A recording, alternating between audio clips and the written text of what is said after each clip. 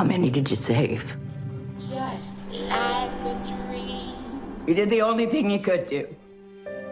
And you lost. Like a dream.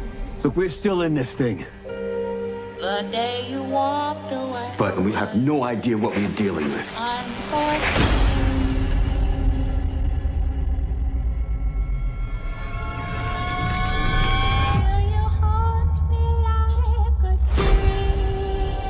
Things are getting worse around here, aren't they? Boyd, we're out of food. Too many things are changing. Yeah. I have to remember. Remember what? What's missing? The game here is rigged. Why can't they leave us alone? No matter what this place throws at us, we're gonna find our way home.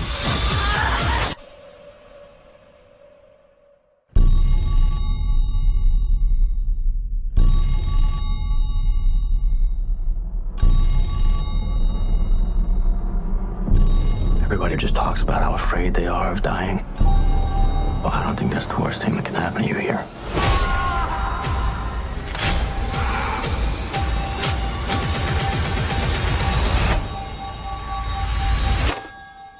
Hello? Like a dream.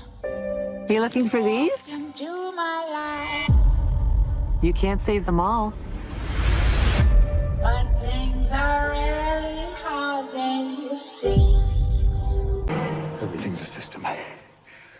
Everything's connected.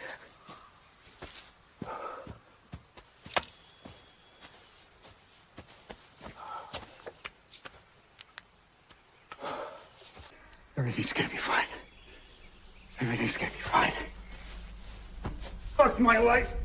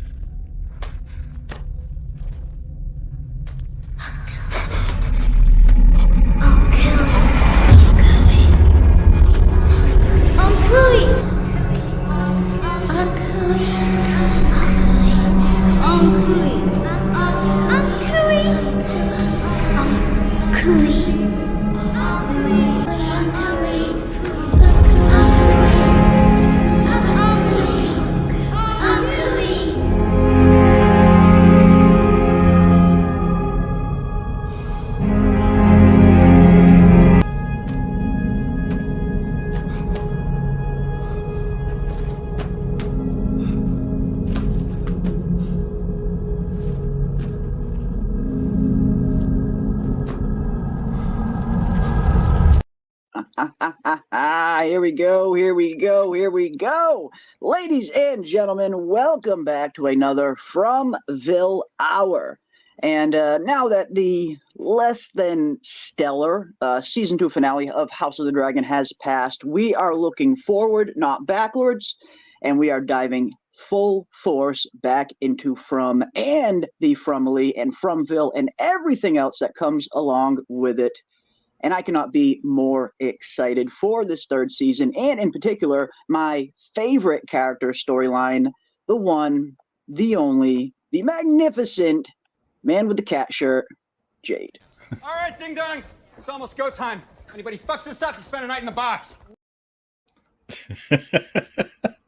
He was so unlucky. He had no authority to put anybody in the box. He's just talking right out the old. What are Not you to mention, doing? that's probably like the first time he had ever set foot in Colony House. Most of those people probably didn't even know who the hell he was at that point. I mean, I know he kind of went there for his first night, but yeah, it's that's Jade for you. That is Jade for you, and I cannot wait to see what his role is going to be, not only in season 3, but in the rest of the series as a whole. I feel like he is going to be one of the crucial characters to the narrative and to uncovering answers.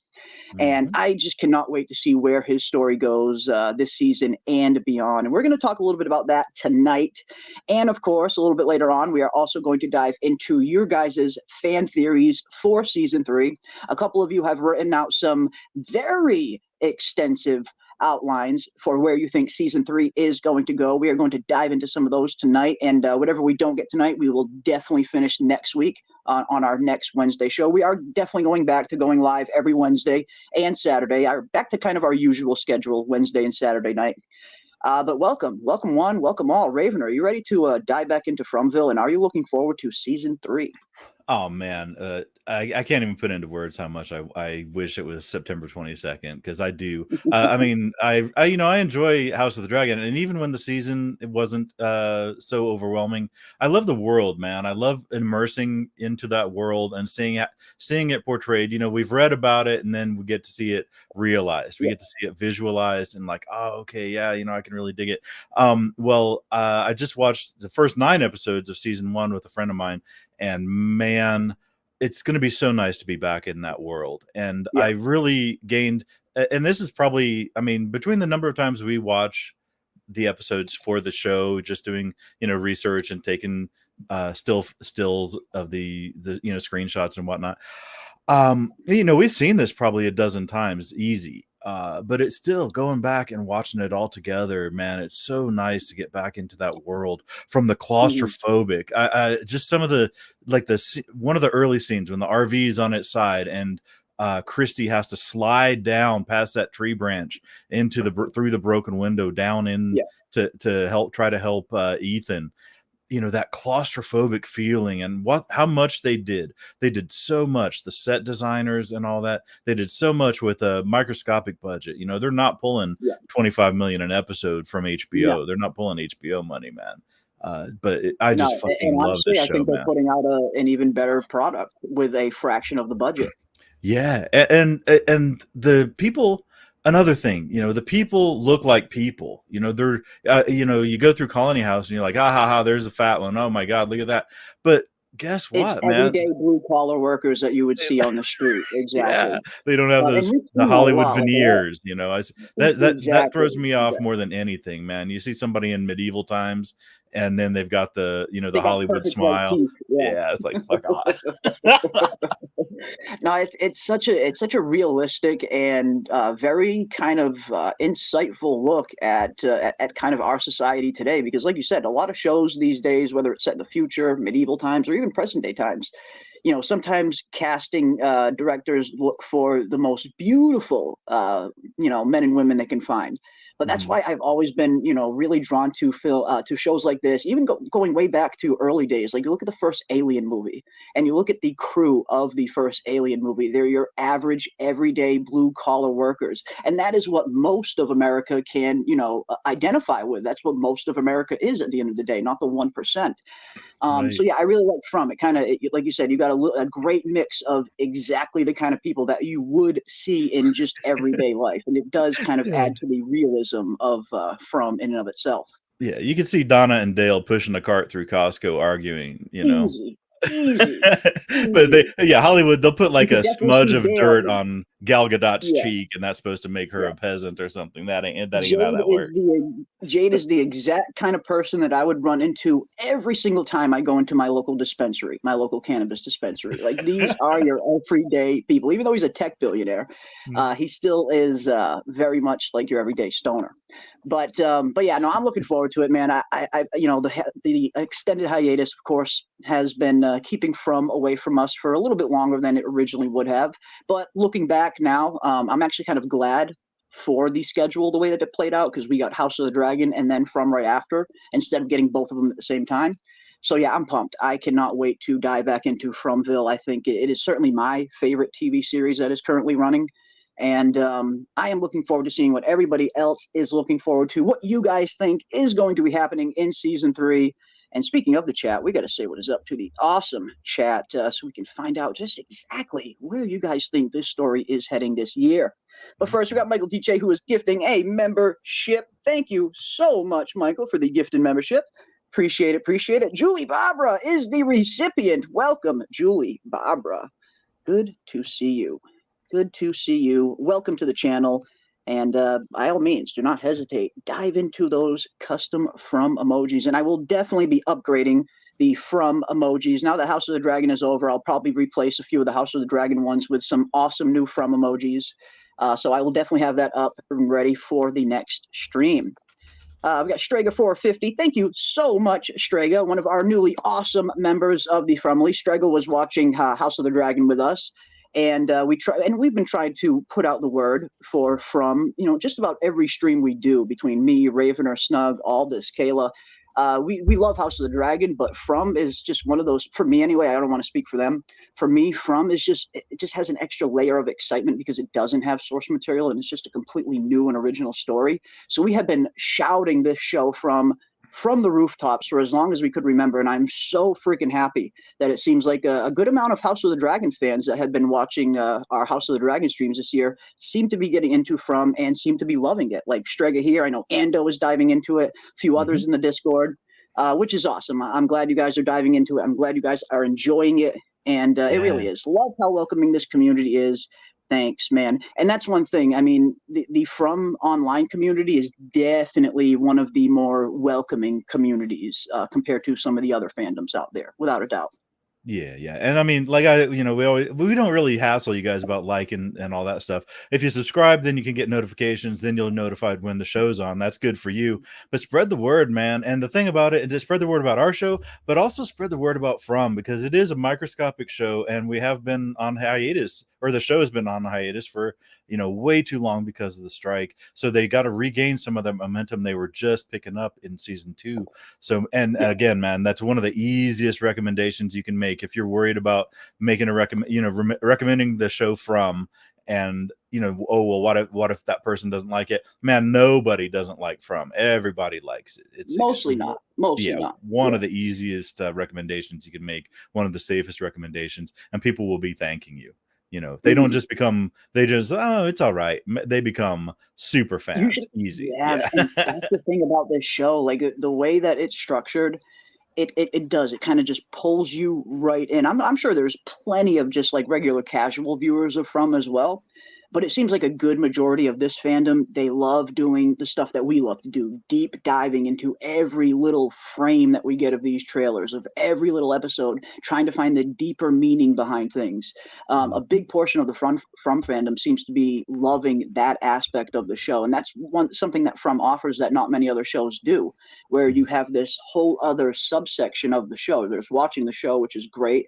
But then there's everything that goes with watching the show, which is stuff like this, the streams, the theory crafting, diving into the mystery. Not every show has that aspect for a fan base to fall into after they're done watching it. Some shows people watch and they just forget about the show until it comes on next week. From is one of those shows that's constantly on your mind in terms of some of the crazy shit that it throws at you, and it challenges you mentally, and that's why I love it. I know I've said that a million times, so that's why I really love From, because it genuinely challenges me as a viewer. And it looks like Jen Hack has been a member for 13 months. Hell yes, Jen Hack. Welcome, my friend. Lucky 13-month milestone. Wow. 13 months a member. That is incredible. I cannot thank you enough for your support. Jen Hack's been one of the awesome members of the chat who's been here since the beginning of the Fromily days. Love to see that. Love to see that. We got Rob the Replicator in the house, plus From has actual hot chicks in it. That is certainly not a drawback. That is true. There are some good-looking females in From. There are indeed. And welcome, Rob. It is good to see you, my friend. Good to see you. Hope you're doing well. I haven't caught up with Rob in a while. We got Robert Saunders. Speaking of another Rob, we got Robert Saunders gifting 5 memberships, and Robert Saunders is one of the season 3 outlines that we will be taking a look tonight. I have his and a few others screenshotted, so we are definitely going to take a look at some of these outlines and see where some of these potential season 3 storylines could be heading. So I'm looking forward to diving into that in a little bit as well. But Darren Boy is now a member. Greek Girl is now a member. Gardenia Blossoms is now a member. Crazy Man is now a member. And This Is Where It's At is now a member. Welcome one. Welcome all. So glad to have each and every one of you here. And by all means, dive into those custom From emojis and have free. Have at it. Have at it. I love that From has such an active fandom that's been so engaging even during the long off season. It's amazing, and it's the most fun part for me, the discussion and theory crafting with all of you. And again, it really does. It just adds, that extra layer of fandom and interactivity that we can all kind of dive into. Like you said, even in the off seasons, even between seasons 1 and 2, between seasons 2 and 3, we were always kind of still diving into From every once in a while, just because there's so much to discuss and there's so much to uncover and so much we still just don't know. So yeah, it really is an awesome fandom. Speaking of the awesome fandom, let me say hi to a few more of you guys in the chat. Let me scroll up here a little bit. Let's see. We got Battlefield Boxing. What is up, Battlefield Boxing and MMA? Good to see you, my friend. We got BK in the building. What is up, BK? We got Ando in the house. What is up, Ando? I can't believe I waited so long to watch it. Well, I'm so glad Ando's another one who's been diving into From recently, from House of the Dragon. So that is awesome. It really is awesome to see a lot of you guys from the House of the Dragon streams diving into From now. I am super pumped and look forward to hearing everybody's take on it, especially yours, Ando. Looking forward to what you feel, what you think about it. I know I believe Ando's already started season 2. I believe he already breezed through season 1, said he loved it. I do believe Ando's already on season 2. So I cannot wait till you finish that second season and get your opinions on it, my friend, and your opinions on everything leading up to what you have seen already. So thanks for joining us. From is under the radar, just like Banshee was. And that's a very apt comparison. Absolutely. And Banshee was another one of those just phenomenal shows, but it came on Cinemax back during a time when Cinemax just wasn't too big. HBO Max and Cinemax have kind of merged, and they promote their shows much more now than they did back then. But yeah, Banshee was another one of those shows that I tried telling everybody about, and just nobody had heard of it for some reason. And that was another one of those kind of hidden gems. If you guys like Homelander on The Boys, you will love him in Banshee, Anthony Starr. That's where he kind of got his big break, at least here in the States. Banshee's great. You see Banshee, Ravener? I did. I actually started. I started it, and I didn't finish it. But it was not one of those that I didn't finish it because I didn't like it. It was just one of those where I think sometimes you binge too much, and then you just lose momentum. But I think when I binge, man, I'll go like 3 seasons. So, or, and then be like, I can't watch another minute of it. But yeah, that, what's her name? Lily, what's her face? The chick that played the Amish girl was just gorgeous. Yeah, and Anthony Starr, yeah, he's hilarious. Another, yeah, that actually, it really was another well done. There's a lot of shows like that in that time period too, it seems. I can't remember, by name. Yeah. The Sons of Anarchy, it was like a certain time period when just certain ones popped up and they were like, wow, this is really, really awesome. But yeah, Banshee's another one, an easy recommendation. It's definitely worth the time to check it out because it's got a good premise and good stuff, to take in. Actually, I should actually finish it, to be honest. You should. It really is. It's good all the way up until the end. That's something that's good about Banshee. It's got a full series run. They got a beginning, middle, and an ending to the series. That you don't watch the last of that season wondering, okay, is there going to be another season? It's kind of a definitive ending. Like most shows, they leave it open for a possible spinoff down the road, which I'm still hoping they do at some point, just because I love that world and I love the Lucas Hood character. But it's got a good ending. It's got a satisfying, multiple series arc. So, yeah, guys, check out Banshee if you haven't already. It's certainly not a horror show like From. It's definitely a little bit of more action caper kind of thing. It's about this small town, this guy who kind of assumes the identity of a small town cop. And a part of the show does have a little bit of mystery to it in terms of trying to figure out who Lucas Hood is as a character. His past is incredibly mysterious. You never find out the guy's real name. The entire series, he's only ever referred to as Soldier Boy or his fake alias Lucas Hood. So it's got that kind of little aspect of mystery that you're always kind of wondering, who was this guy? Was he like former CIA? Was he former, Black Ops? Because you can tell he's got a very specific set of skills that he puts to use at not only, assuming the identity of the small town sheriff, but while he's assuming that identity, he's also pulling off massive heists the entire time while trying to throw off the mob that's trying to catch him for a former robbery. It's got a lot going on. It's a really good show. Definitely check it out. And again, if you like Homelander, you'll love him in this. He's the star of this show. He's the main protagonist in this. You get to see him as the villain in The Boys, but Anthony Starr is definitely the protagonist in Banshee. But welcome, Darren Boy. Good to see you as well. We got Crazy Mad in the building. Speaking of that, reminds me, I got to hit up Crazy Mad. Crazy Mad, I will be hitting you up after the stream, my friend. totally spaced out on what we talked about last time we talked. And I just remembered about it now, seeing you in the chat. Welcome, my friend. Yeah, I'm going to be hitting you up after the stream, and we will talk. We got Susan in the house. What is up, Susan? Good to see you. Good to see you as well. We got Robert Saunders in the building. What is up, Robert Saunders? Good to see you, my friend. We got Dr. Deb in the building. What is up, Doc?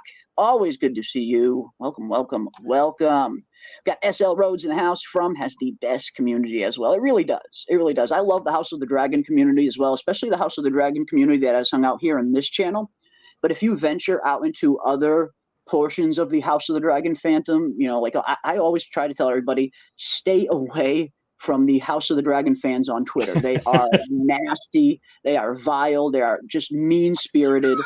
There is some kind of unpleasant aspects of the fandom of House of the Dragon kind of in other realms. Like I said, the people that hang out here that watch House of the Dragon, they're just as awesome and welcoming as the people that hang out here and watch From. But yeah, there are some other aspects to House of the Dragon where the fandom can be a little bit nasty, but I don't see that happening anywhere in the From community, whether it's here, From on Twitter, From on Facebook, From on Reddit. For the most part, it's genuinely a pretty welcoming bunch compared to some of the other fandoms. But yeah, good group. It is a great group. Got Greek Girl in the house. What is up, Greek? Good to see you. Jade is a story of history and the illusion of free will versus determination. And he's going to be one for free will, I think. Break the cycle type of things. That's a pretty interesting kind of way to look at it, especially considering the arc that Jade might be on. I know a lot of us have been comparing Jade's storyline to Christopher's storyline, and we still need to find out exactly what happened to Christopher, but it does seem like Christopher was on some sort of path where he was being plagued by these symbols as well, and it seems like it comes down to a thing where he needs to solve this puzzle or potentially end up being consumed by it. So if that is your arc, does it, in a sense, take away your free will? I mean, Jade's at the point now where he can't just walk away from this symbol. It could end up just driving him mad.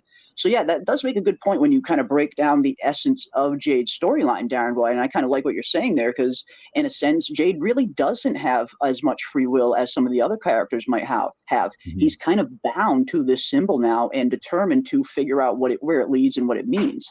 So in a sense, it is a little bit of his, you know, kind of predestined path, and he kind of has to follow it, or he can risk straying from it and potentially risk going mad. So yeah, and I can see that.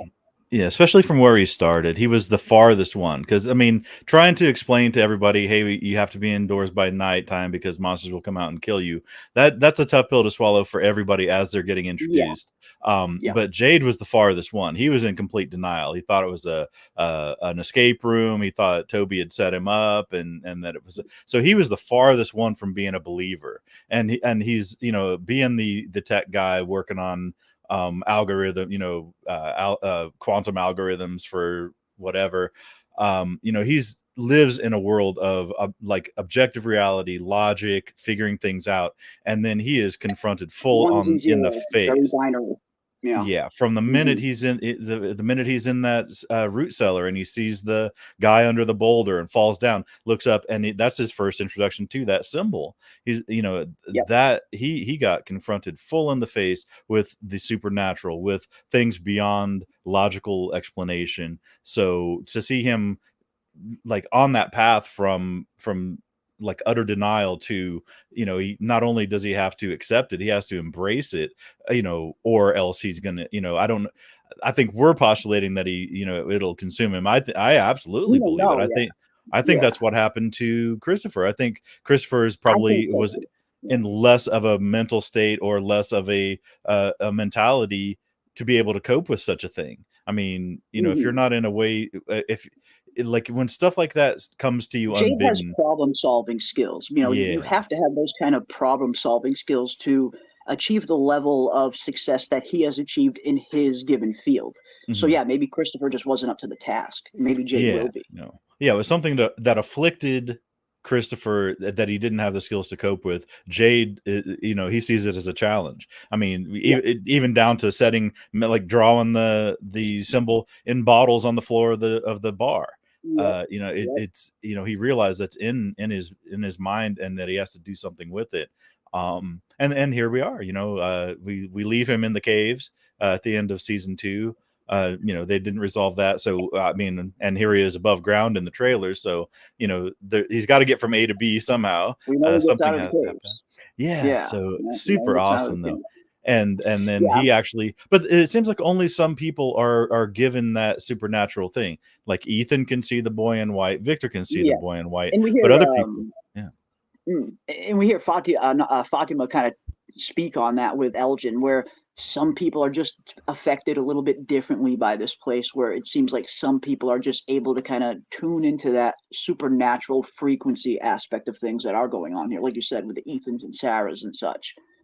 Yeah, even like with the cicadas, Ethan could hear them and other people couldn't, like Boyd couldn't hear them, right? In that scene right before what was it, Paula had like when Paula was dead. And I'm still not sure if they all couldn't hear them. That's one thing I'm still not 100% sure of. If only Ethan could hear them. I need to go back and rewatch that scene.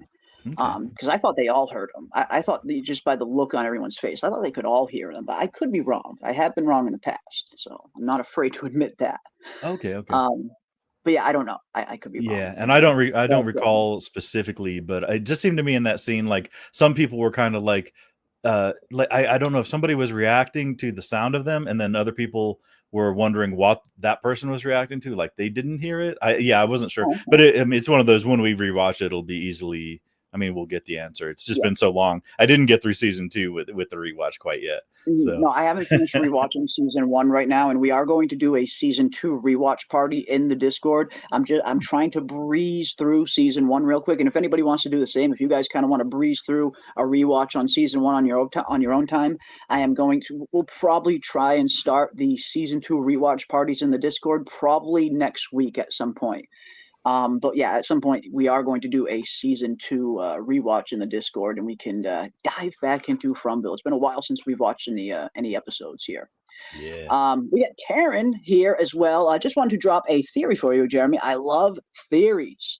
The monster's ambush and Ethan opening the door are a result of an eclipse. Ooh, okay. Miss Lou dies, played at the funeral. Fatima has her baby removed while Boyd watches.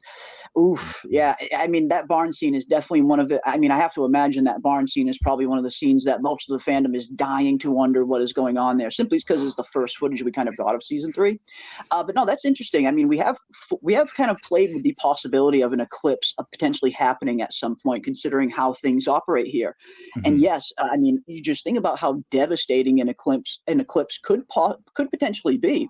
Where 1 minute you got everybody outside, they're doing their daily stuff, and next thing you know, boom, it's nighttime and the monsters are coming out, the monsters are descending. That could be grounds for an ambush. So yeah, I think if they throw something like an eclipse in the show, that could be very interesting. And there was this one leaked photo that leaked very early on during the filming of season 2 of From, but it was never confirmed if it was actually from season 2. And it looked like a photo or a CGI photo anyway of an eclipse, but it's very odd considering that early on they probably wouldn't have been working on any CGI for the show. Post-production usually happens after principal photography is finished. So I'm very hesitant to say that the leaked photo that we saw earlier is legit, but it did kind of almost look like an eclipse, formation thing happening. But again, it could be total bogus, and it probably is total bogus. Well, when we were...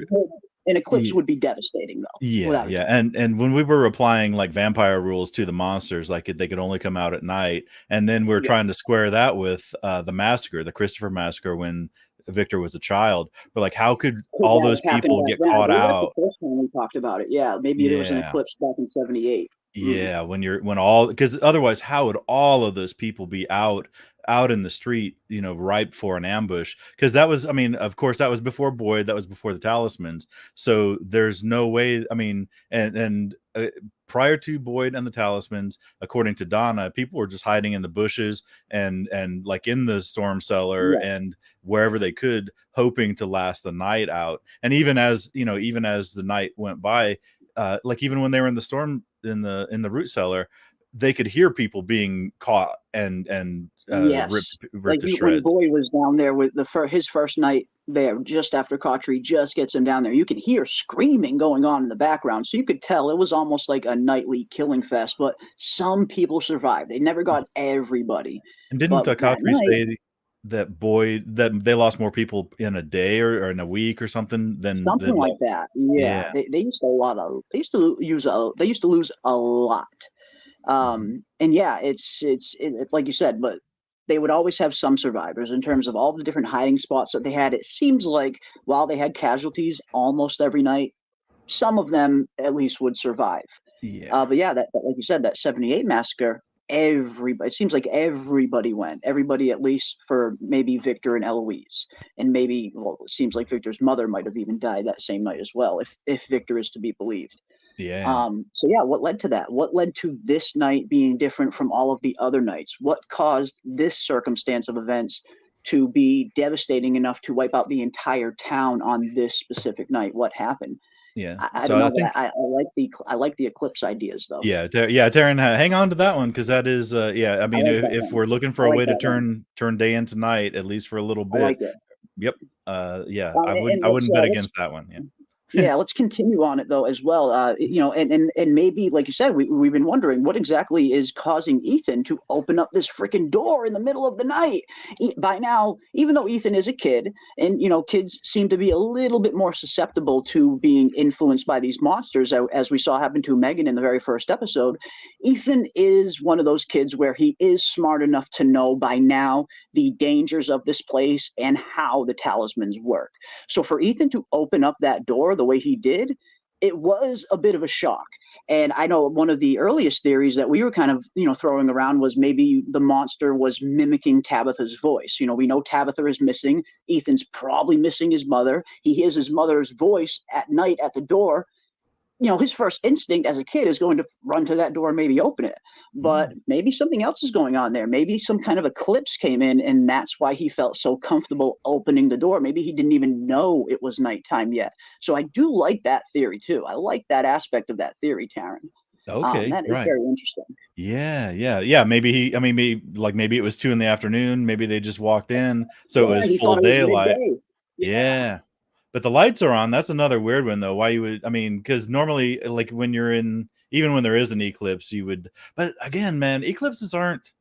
You know, they aren't like flipping a light off in the sun. I mean, we've been through them just this past year. They take their time. Yeah. You know, they do It take does their take time a little happening. bit of time. It does take a little bit of time sometimes. Although, I mean, it's hard to tell. I mean, this is Fromville. Could it be an on-off kind of thing that just like happens in the snap of its fingers? Maybe, I suppose. Or is it one of those eclipses that they have like a 30-second minute warning to kind of get everybody inside before it's completely dark?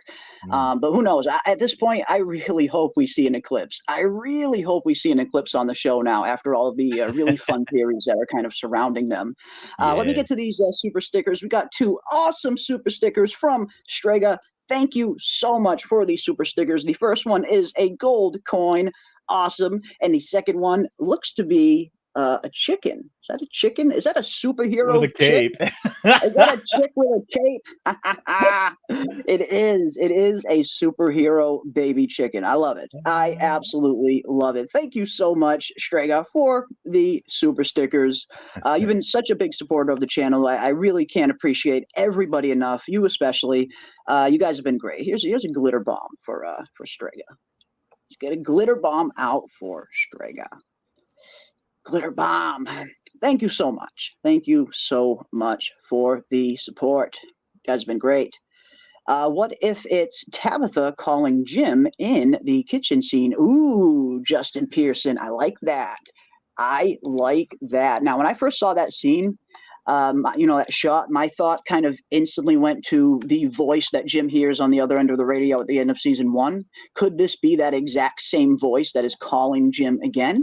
But now that you mention it, I'm surprised. I didn't even think of that up until this point. But yes, what if this is Tabitha's voice? Maybe not the real Tabitha, but someone trying to screw with Jim and manipulate him into a certain course of action, pretending to be Tabitha. But that's an interesting one, Justin. I like that. What do you guys think about that in the chat? And Ravener as well. When you heard the phone ring in this trailer scene, what did you guys think? And who do you guys think could potentially be on the other end? When I first saw it, again, my initial instinct was, could this be the same voice that was on the other end of the radio at the end of season 1? But then looking at the trailer a few more times, I also kept wondering if this could be a dream sequence, because we know Kenny has a very similar dream sequence where he hears that exact phone ring in his dream as well, and hears the nursery rhyme. So yeah, what do you guys think about this phone ringing here in the trailer? Do you think it'll be the same voice that Jim heard at the end of season 1? Could it be Tabitha, or could it be someone else entirely? What came to your mind when you saw this scene, Rave? I went directly back to the Kenny dream. I absolutely believe it's a dream sequence. Okay. Now, did the voice though? The voice who Kenny talked to, was that the same voice as the radio voice? I know they said the rhyme, but I can't remember which voice it was. Ooh, I don't know. I don't know if it was the same. And then we had the cicada jump on his arm and burn him from the pot. So maybe something will happen. I don't know what, if anybody's cooking anything, something will happen to Jim after that. Going through season 1, it was the bartender that recommended that Jim recommended that Jade use that radio to try. They were talking about Schrodinger's cat, and they said, and if the cat's calling on the radio, at least whoever's outside knows it's alive.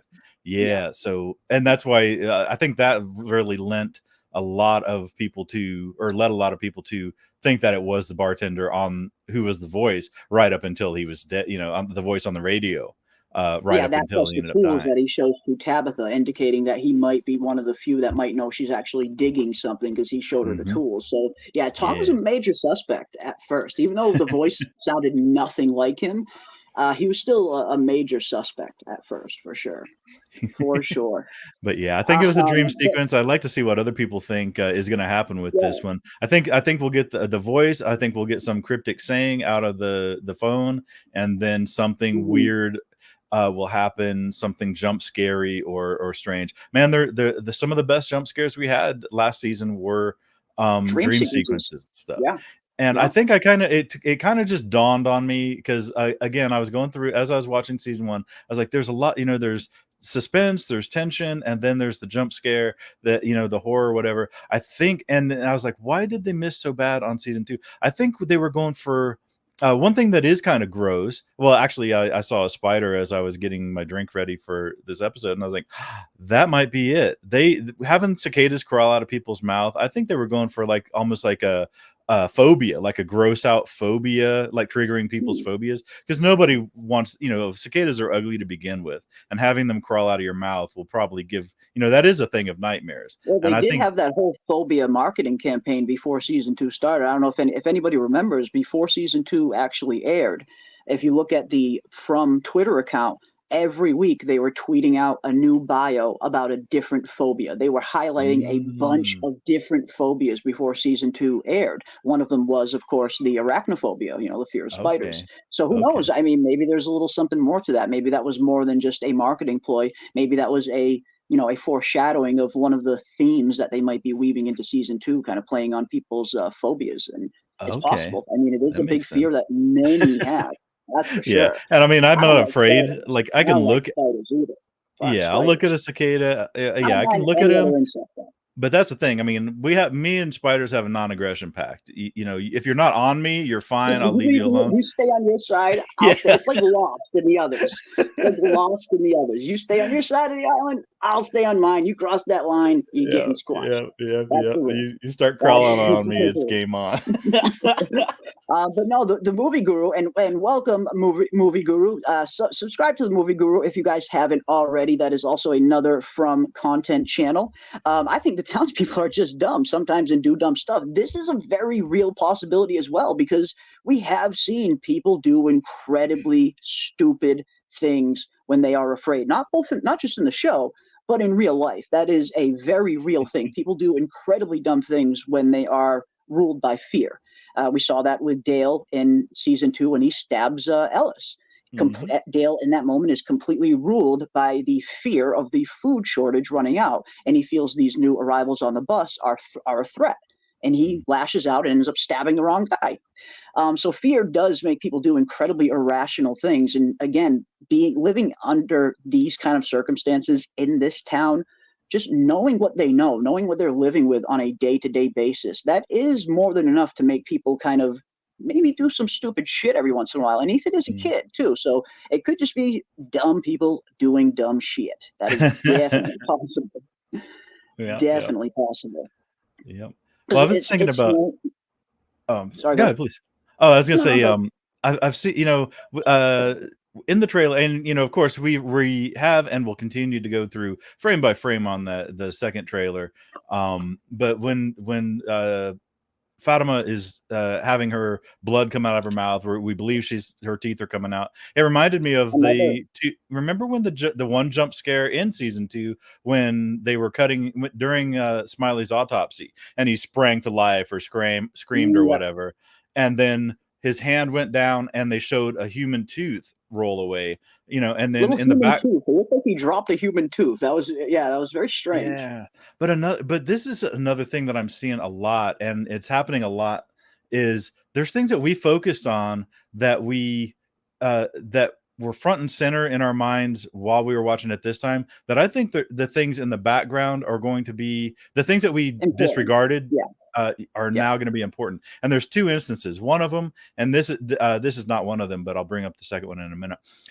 When Smiley dropped that tooth, man, we were all about that tooth. And in the background, there was a wallet, a wallet just chock full of, whatever a wallet has in it. But I was like, hold up. This motherfucker has a wallet. You could get his library card. You could see who this guy was, what he was about. You could see if he, who's Smiley? Come on. Look in the dude's wallet. That's the first thing. And especially Boyd, man. Especially, or Boyd as a cop or wannabe cop, because technically, I don't know that he was necessarily trained as a cop, but first responder, like Christy as a first responder, one of the first things you do is find out who this person is, what's their blood type, do they have anything in their wallet, are they an organ donor, any of that kind of stuff. You want to open up their wallet and find out who this person is, what they're about. You can tell a lot about a person by the contents of their wallet, or if they're or their purse if they're a female. You can really tell a lot about somebody from their personal items, and a wallet is a perfect kind of insight into someone's life if you know where to look, and if you know how to deduce what you're looking at. They completely disregarded it. Yeah, that would have been the first thing I cracked open. Let me see this wallet. Who's this Smiley guy? What are you doing, bro? This dude that's been terrorizing us for 2 seasons with this creepy ass smile. Who the hell are you? Let me find out. And you find out he was like a bus driver from like 1960. That's why he was all fascinated with the bus. Right. But it's a good observation. At the very least, they should have opened the wallet, and maybe they did, off screen. But it would have been something cool to see them actually do. Yeah, and we already know they loot the bodies of everybody. I mean, that's why the storeroom exists. I mean, when somebody dies, the video game ways they loot the corpses. Loot the corpse, throw it in the storage boneyard. Bill D says, "Do you think the creators of From do multiple shoots and give us trailers that won't play out exactly as a replay in the show, but are shot from a different camera angle, but playing out in the same way?" I definitely think that is possible. Not only do I definitely think that is possible, I know that is possible with other shows. House of the Dragon and Game of Thrones used to do this exact thing all the time.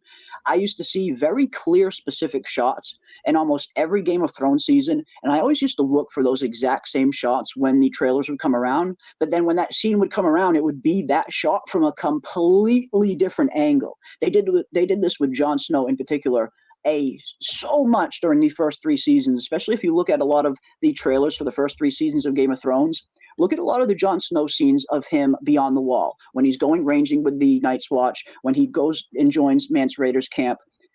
Pay attention to some of those scenes in those first 2 or 3 trailers of Game of Thrones. And if you go back and actually watch the episodes, you'll see those exact same scenes, but from a totally different camera angle. So yes, I 100% know shows do that from time to time. Is From employing that method? I have no clue. Maybe, certainly, definitely possible though.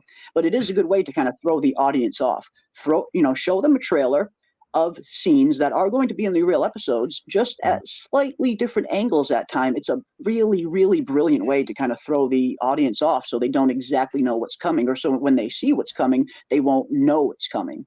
So yes, that is definitely a trick that I know shows have used in the past. Without a doubt. And I think that these guys, I don't think anything that they're putting in those trailers are accidental at this point, especially when Real Enigmas did his side by side with the screams in the barn. The screams in the barn are not anybody who's in the barn, because those screams are Kelly. I mean, like audio wave wise, sound wise, everything played side by side. That is literally Kelly, the girl with the rebar through her head. That's her screams that they're playing. It sounds like it. It sounds just like it. The audio is, without a like, doubt.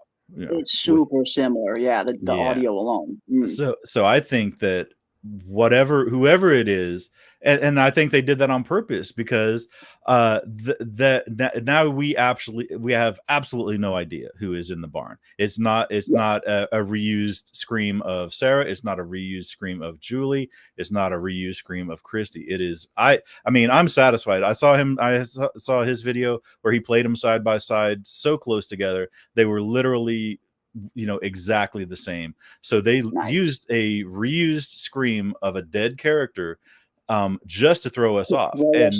Just to throw us off. So, and they knew exactly. I mean, I think when you're composing a trailer, they did it, you know, perfectly. So I think, I mean, I would say don't make too many huge assumptions from what we're shown in the trailer, because these guys know exactly what they're doing. They know exactly what they're doing. They want to, and anything that we think that we figured out, I think they're leading us to that. I don't think we're super sleuths figuring out these great mysteries just from this, you know, 2.5 minute trailer. I think they're putting this stuff out there literally. So I'm not gonna put any stock in anybody's theories about what's in the trailer, because you know, it's patently obvious. They love their little sleight of hand tricks, and it does. It makes for an exciting, not only breakdown of the trailer, but then it makes for, you know, an exciting when you're actually watching the episode, because maybe you're expecting a certain scene to maybe play out in a certain way, and that scene comes around and it's just slightly different than when you were expecting. Yes, and I like that. I think very much shows really like to do that, and yeah, like you said, throwing that scream in. That has to just be deliberately to kind of throw us off and maybe get us chasing our tails for a little bit. So, yeah, good find, movie guru. Very good find.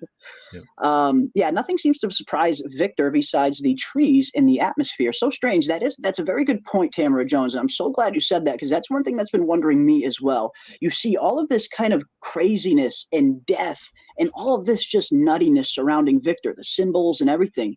Yet he seems to be overly focused on the trees in the atmosphere. And I think that's because Victor is experiencing this place changing, which is something he's never experienced before. Victor's been here the longest, obviously, decades, and nothing has ever changed, or at least according to him and his memory, everything has always been the same. But now all of a sudden things are changing. It's getting colder. Leaves are falling off the trees. The trees are potentially becoming farther or closer to Colony House, even physically moving, according to Victor. So yes, even though there is this chaos surrounding him with the monsters and the symbols and all of this, he does seem to be almost more focused on the trees in the atmosphere. And I wonder why that is. Is Victor trying to remember something specific that he feels like he lost? Why exactly is he more, why is he so focused on this compared to the myriad of other things there are to be focused on and to be fearful of? And yeah, we hear him in this trailer say, I need to find out what's missing when he's talking to Sarah here. And that seems to be pertaining to his memories. What else is he missing? What else has he not remembered yet? What memories does he have in his head that he's not sure are memories or dreams? And he sees a drawing of it and it confirms that it is real. So yes, I have noticed that. It seems like, regardless of all the craziness, Victor is very focused on the trees and the atmosphere. I wonder what that is. I mean, I'd love to get everybody's take on that in the chat and yours, Ravener. Yeah, well, Tamara, you're exactly right as far as not being surprised. And again, and you guys that have just watched season 1, and because it's so fresh in my mind, he had, before the Colony House Massacre, he had dug a bunch of graves out in the yard, and they were like, "What the hell are you doing? What the hell are you doing, Victor?" He's like, "I'm just getting ready." Then when Julie got rebuffed by Fatima and didn't get a kiss, she ran to Victor's room, and they were sitting in there. And he had already bundled up his his drawings, had tied them with a string, and she's like, "What are you doing?" And right around the time, shoulder, it's like, "Here, take this." Yeah, and that was, and she was like, "What are you doing?" or whatever, asking him some basic questions, and that's when you heard the first scream. And he goes, "It's starting." And so he knew. It was coming. Yep. So, but the thing is, man, if you know it's coming, why the fuck are you not going to give anybody a heads up? He was pouting because they'd run out of peaches. Yeah, I mean, you're out there willing to dig all of these graves in front of these people. Why not give people a little bit more information? Is it one of those things where he knew for certain it was coming, or was it just a bad feeling he was having that he acted on it? I guess that is the kind of specific, the specific detail that they didn't really tell us. Did he actually know this massacre was coming, particularly to Colony House, or did he just have a bad feeling? He saw the two cars. And as soon as Victor saw two cars arrive here at once, he's been instantly almost on edge. Like he kind of saw that as a bad omen of things to come. So is it, like you said, is it something that he really knew was coming, or is it just a bad feeling that he had, thinking that there was some kind of death that is coming on the way? I don't know, weird. But I mean, at least give people a heads up. Say, hey, I think something bad's coming. Watch out. And it's so cool. He's in this scene with Sarah, the only other person who knew that when two cars come, bad things happen. Because the voices told her that they told her, everybody, because the voices told her the last time two cars come, bad things happened. And it was the voices telling her that the bad things happened to them. They were the people there the last time the two cars came. Were they some potential residents of that 1978 time period? Maybe. And I imagine some of them probably were. And that's the thing, when we hear those voices that Sarah is hearing, and at one point we hear her and Father Cautry speak about these voices have been waiting a very long time for someone to arrive here that could hear them. And she said they were like us. They were like us. That's exactly what leads me to believe that they were former residents of the town. I don't know if they're all from 78 or if they're from different time periods all scattered out, but I do get the feeling that maybe some of these voices are potentially people that might have died here in some gruesome way, and for whatever reason are unable to move on or are stuck here in some manner. Because we even get a little bit more evidence of that at the end of season 1 when we get that line from Sarah when her and Boyd are out in the woods, when Boyd's wife, or what seems to be Boyd's wife, tells Sarah about fish and loaves and everything. There's no other way, Sarah could have known that. There's at least no proof, but there's definitely evidence that people might get stuck here after they die. Let me catch up on these real quick. We got Crazy Mad for $9.99. I know he's going to give me a compliment because he knows I hate compliments and they make me feel awkward. Thank you, Crazy. Join the Discord, vote on Jeremy's poll in the community tab, and never forget, Jeremy is the sweetest, nicest, kindest guy ever. Ravener has a pen pack because he's a stud. Now that part I can definitely read. Ravener is a stud. My friend. You do what you can.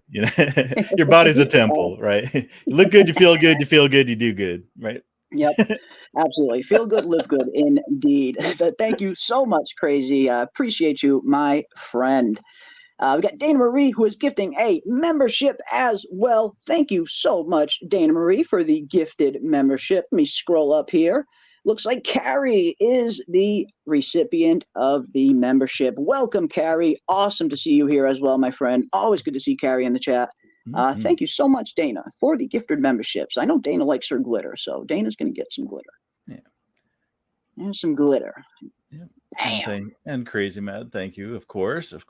He always flatters. He always flatters Jeremy because Jeremy is one of the. He hates compliments. So Crazy makes sure to give him compliments. Yes. Thanks, Crazy. Love it. We got From Downtown 296 for $5. Thank you so much for the 5 from Downtown. Very much appreciate it. With all the questions we have from seasons 1 and 2, do you think 10 episodes are enough to answer the ones we already have, plus new ones we'll have? That's a good question. I don't think we'll get all of them. I mean, I certainly don't think we'll get all the answers in season 3. I do think we'll get some of them in terms of some of the really, really main big answers that we have in terms of how the monsters were created, big things like that.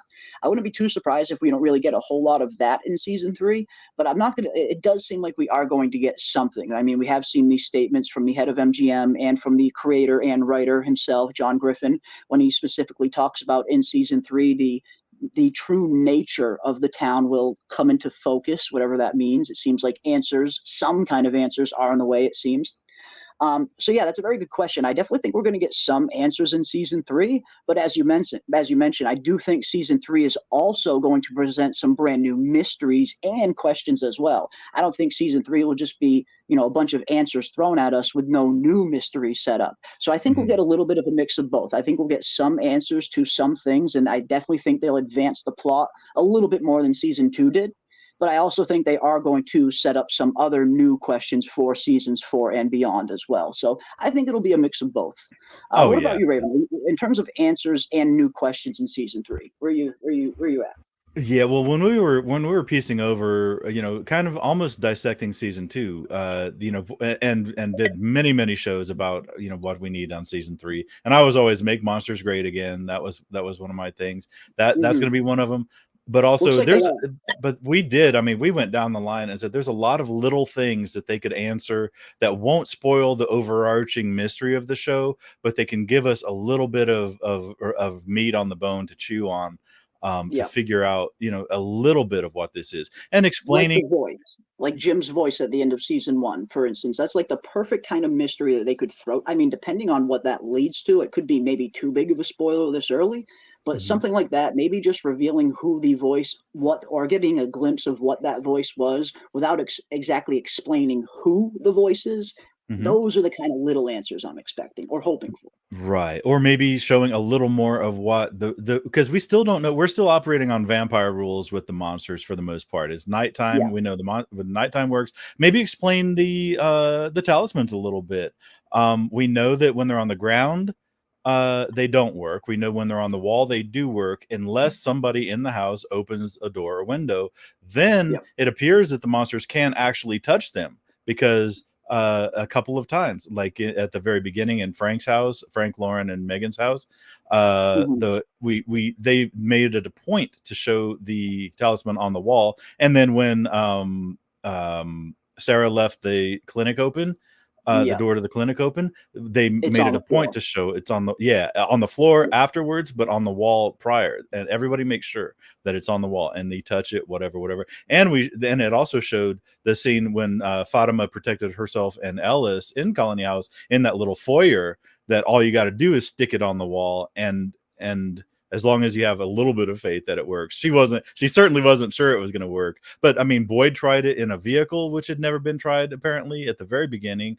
And then Fatima did it on the fly in the foyer to protect, and it seemed to work like that. So a little more explanation, and that's the most amount of information we've gotten about like any of the mystical elements. We kind of know how it works. We kind of know how it doesn't. It doesn't, we don't know. Yeah. We're assuming the monsters are able to take them and throw them on the ground. But why don't they just destroy them? I mean, if they're able to touch them at that point, why don't they destroy them and take away two talismans from the townsfolk? Because it turned out that we have no idea. Is it even the monsters that are throwing them on the ground, or once the monsters enter and once it's open, does it kind of vibrate and just fall off the wall on its own? There's so much we don't know. That's a good answer.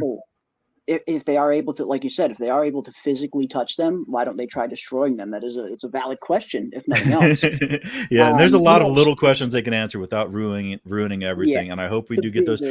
And the other thing is, I bet there's a lot of the bigger mysteries, and the reason we have so many theories, because at this point nothing is really wrong. You can't really say, well, it ain't that, it ain't that, it ain't that, because we have one. I mean, I've said this like on our previous show too. We have one data point to form a line right now. If you're in the middle of a circle, it could be, you can go in any direction and nobody can tell you no. Once you get a second data point that takes 2 points to form a line, then you're going in a direction. this stuff, because right now we're blowing in the wind. We have no idea. Yeah, there's just too Nobody much can we tell you don't you're know. wrong. It's fun writing fanfic. It's fun writing theories, because nobody can say, well, this is you're definitively wrong. We don't have enough, and what will happen and it has to. I mean, it'll take a little bit of the theory crafting away as the writers. The writers are the ones who are going to choose the direction of the show. So it'll be revealed. Some of that will be revealed, but I think we'll get a few more data points. But it'll also guide us, and I think some of the assumptions that we have made might be turned on their heads, or what we thought was an established law of the world that we're in here with From. Is not how the law works, the rules, because that's what we want. Vampire movies, any kind of movie, you have to understand the rules. Any kind of horror movie, you have to understand the rules of the world. Cabin in the Woods, you have to understand how things work. How do you fight? What does work? What doesn't work? They know guns don't work on the monsters. They know they only come out at night. Now, we do not know about sunlight, though. And I mean, we've talked about this at length. We assume that they don't like sunlight, but we don't know anything. We have no proof. All we know is they do come out at night. That doesn't mean that sunlight so burns much them. we don't know. Yeah. There's just so much we don't know still. And that I think we will get. I mean, seeing how much the monsters are focused on in the trailers, I think we're going to get a lot more, at least explanation, a lot more activity with the monsters. And I think the answers are going to come as a result of that, for sure. But yeah, back to the chat, man. I could go on and on. Catch up a little bit. Yeah, we got some really good stuff here in the chat. Strega says, thank you, my Lord Jeremy. I sent From memes on Discord. Awesome. I will definitely check those out here in a little bit. Thank you. Let's see what else we got. Let me scroll down here a little bit. I see another super chat down there, which I am definitely going to pull up. Oh man, here we go. I lose my spot. Lost my spot, guys. I lost my spot. I saw some good stuff in the chat I wanted to pull up. From downtown, $2.96 for $20. One question piercing my brain is, at what point did they realize that Talisman had to be hanging up to work? When Boyd fell in the hole, they weren't hanging up, more like embedded in the rocks. Plus, there was no door, right? All they had was those twigs and vines and stuff in that little alcove that he fell into when he did discover them. And we're wondering, was it the product of having a bunch of because that's where all the talismans were that Boyd had. Is it a product of having multiple in one place? Yeah, we just don't know. We just don't know. Let's see. Where was I? Fuck. Okay, I thought I was helping by picking up. No, you are definitely helping. No, it definitely wasn't helping. I saw something really good in the chat. I wanted to pull it up. I cannot find it now. I am sorry. But yeah, let's give some more attention to this. We got From Downtown 296. Yeah, one question piercing my brain is, at what point did they realize that the talisman had to be hanging up to work? When Boyd fell in the hole, they weren't hanging up, more like embedded in the rocks, plus there was no door. Yeah, there's that wide opening. I mean, there's a really small bush that's kind of right in front of the wide opening, but to call that a door is a bit of a stretch. And then, I believe you mentioned this, Ravener, last time in terms of the RV. Boyd had no idea if the talisman was going to work in that RV. You got the RV tipped over. You got a freaking branch coming through the windshield of the RV. So it's not 100% secure. So he had no idea if that was going to work, but it seems like it did. They survived. The monsters didn't get in. But yes, how did they know that they needed to hang these things up? Did Boyd just know from it being kind of wedged in the rocks that it kind of had to be on the wall? Or is that something they kind of they found out on their own? Did they potentially bring the talismans in the first night they found them, leave them on a counter or something, thinking it was going to work, and then maybe the monsters got in and that told them, no, that doesn't work? Did they have to experiment with a few different things before they learned that you have to physically put them on the wall and keep all the doors and windows shut? Yeah, it's little things like that that they haven't explained yet. I don't even know if they will explain that ever. But yeah, how exactly did they know that they specifically had to be hung up? And how exactly did they know about the windows had to be shut, has to be an enclosed space? Because it seems like by the time the Matthews family arrived, all of this is kind of already established. The town knows exactly how they work, or at least they know what they know. They know they work if it's in an enclosed space and it's hung up. But how did they get to that point? How do they realize that this is how they work? Yeah. I don't know. Who wants to be the guy to experiment? Yeah, you know. Who wants to be the guinea pig? Yeah. Who wants to be the guinea pig? Okay, yeah. One of you put it in your pocket, one of you put it on the table, and one of you hang it on the wall, and we're gonna come and check your house after the next morning to see who's still alive. Any volunteers? Nah. Yeah, it's. I mean, who knows? Maybe that's something they'll answer. Maybe it is. That could potentially be something they answer. But as of right now, yeah, they have not answered that yet. We got another 50 from Strega. My Lord Jeremy, excited for the From watch party next week. Awesome. I am glad you guys are excited. Yeah, we're definitely going to try and do that next week. So again, if anyone wants to kind of go out and rewatch season 1 on their own accord and catch up a little bit, binge through season 1 if you're able to. Absolutely, now is the time to do that, because we will be doing a season 2 watch party in the Discord, and I'm planning on starting it next week. So yeah, it's gonna be fun. It's been a little while since I've watched From. I must say, I mean, we dove headfirst into Shogun here on the channel pretty early on in the year, and that was so fun covering that show. That show was very much a breath of fresh air in terms of the quality storytelling that was in Shogun compared to some of the storytelling that's in a lot of other shows that come out nowadays. So we dove headfirst into Shogun. Then Shogun ended. We kind of dove headfirst into House of the Dragon. So for me, it's been a little while since I've actually sat down and rewatched seasons 1 and 2 of From. I'm a little bit rusty. It's been a little while. So yeah, I'm gonna get through season 1 over these next few days, and we will definitely dive into season 2 and do a watch party, because yeah, it's been a little while for me. Yeah, and I tell you, I mean, and I've done the same thing. I mean, I'd been away from it for a super long time, because I mean, no matter how much you love something, there's a limit to how much you can talk about it. You're treading the same ground over and over, and it's like, well, nothing really. There's nothing. We wish there was. We wished against hope that there would be something new to talk about, but there just wasn't. But now, yeah, I think you guys binge season 1. We'll go through season 2. Take your little note. I mean, your little notes. I'll take my little notes. That's for sure. I don't want to say little as if it's a bad thing, but I jot down little stuff as I go in my, on my phone while I'm watching it on my TV. I'll jot down in color note or whatever. Like, hey, what about this? What about this? One thing that was so cool, and this is the second thing that when Jade went back and Mrs. Liu showed him the book and that Christopher had drawn, and then the pages were stuck together and that Polaroid fell out. When the Polaroid fell out, what we all focused on, which was what we were supposed to focus on, is Victor in the background. That's little Victor. That's young Victor carrying the lunchbox in the background. The guy in the front of the thing didn't say who it was, didn't even mention it. What we were supposed to focus on is little Victor in the background. I want now you super sleuths in the chat. I didn't have time to do this myself, but make sure that the shirt that the guy in the front is wearing, and I think he was super blurry. I don't think they ever focused on him, but see if that shirt ain't the same shirt that old man is wearing in the trailer that we think is Victor's dad. I think if they do that again, because they did the same thing with Eloise. She's wearing the same sweater in the picture in the trailer as she was wearing in the thing. Let's see. You are wrong. We have been talking from in the Discord as nauseum.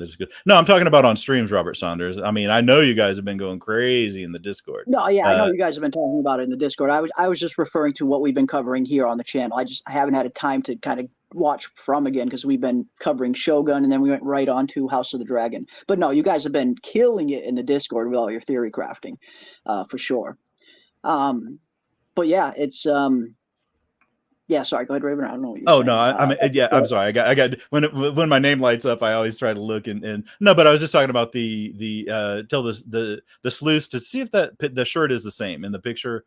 The Polaroid of Victor as a child with the man as the main character in the front, and see if that shirt is the same style, color, anything, if there's any correlation, or I could be completely wrong. It could be, but that's another one of those things, is a question that popped into my mind, but it's super easily answered. It'll be easily dismissed, by setting them side by side, but I just haven't gotten around to doing that. And I know you guys love doing stuff like that, and that's kind of stuff that we could bite into. I mean, the theory crafting is one thing where you're going off in different directions, but some of that stuff is stuff I mean, when you're going with stuff that the show has provided you, that's where you can really start like solving the questions and getting the answers, because they've been pretty stingy about providing us even anything to latch onto. But matching up audio, matching up photos, matching up old photo, new photo, and stills and stuff.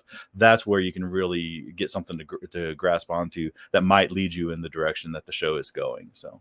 Yep. And speaking of the direction the show is going in terms of what answers we might get in season 3, I know this is definitely one that is on the top of a lot of fans' lists in terms of finding out a little bit more about who the freak this boy in white is. Who is he? What is he? What does he represent? Whose side is he on? There's been a lot of really good fan theories in terms of is he trying to help the survivors? Is he just manipulating events because he has his own agenda?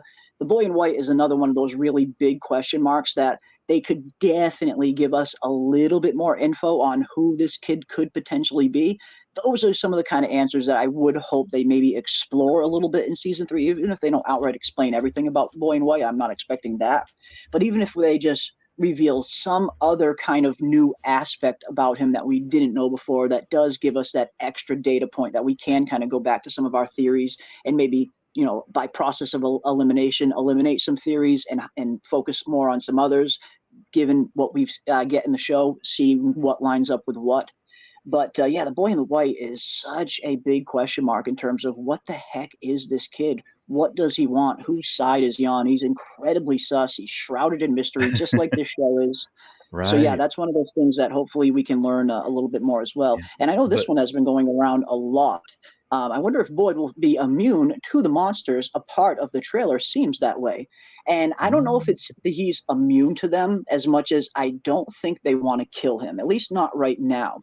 The only thing that leads me to believe that he's not immune to them is this kind of shot right here. We do see in the trailer that Boyd does get clawed by one of the monsters.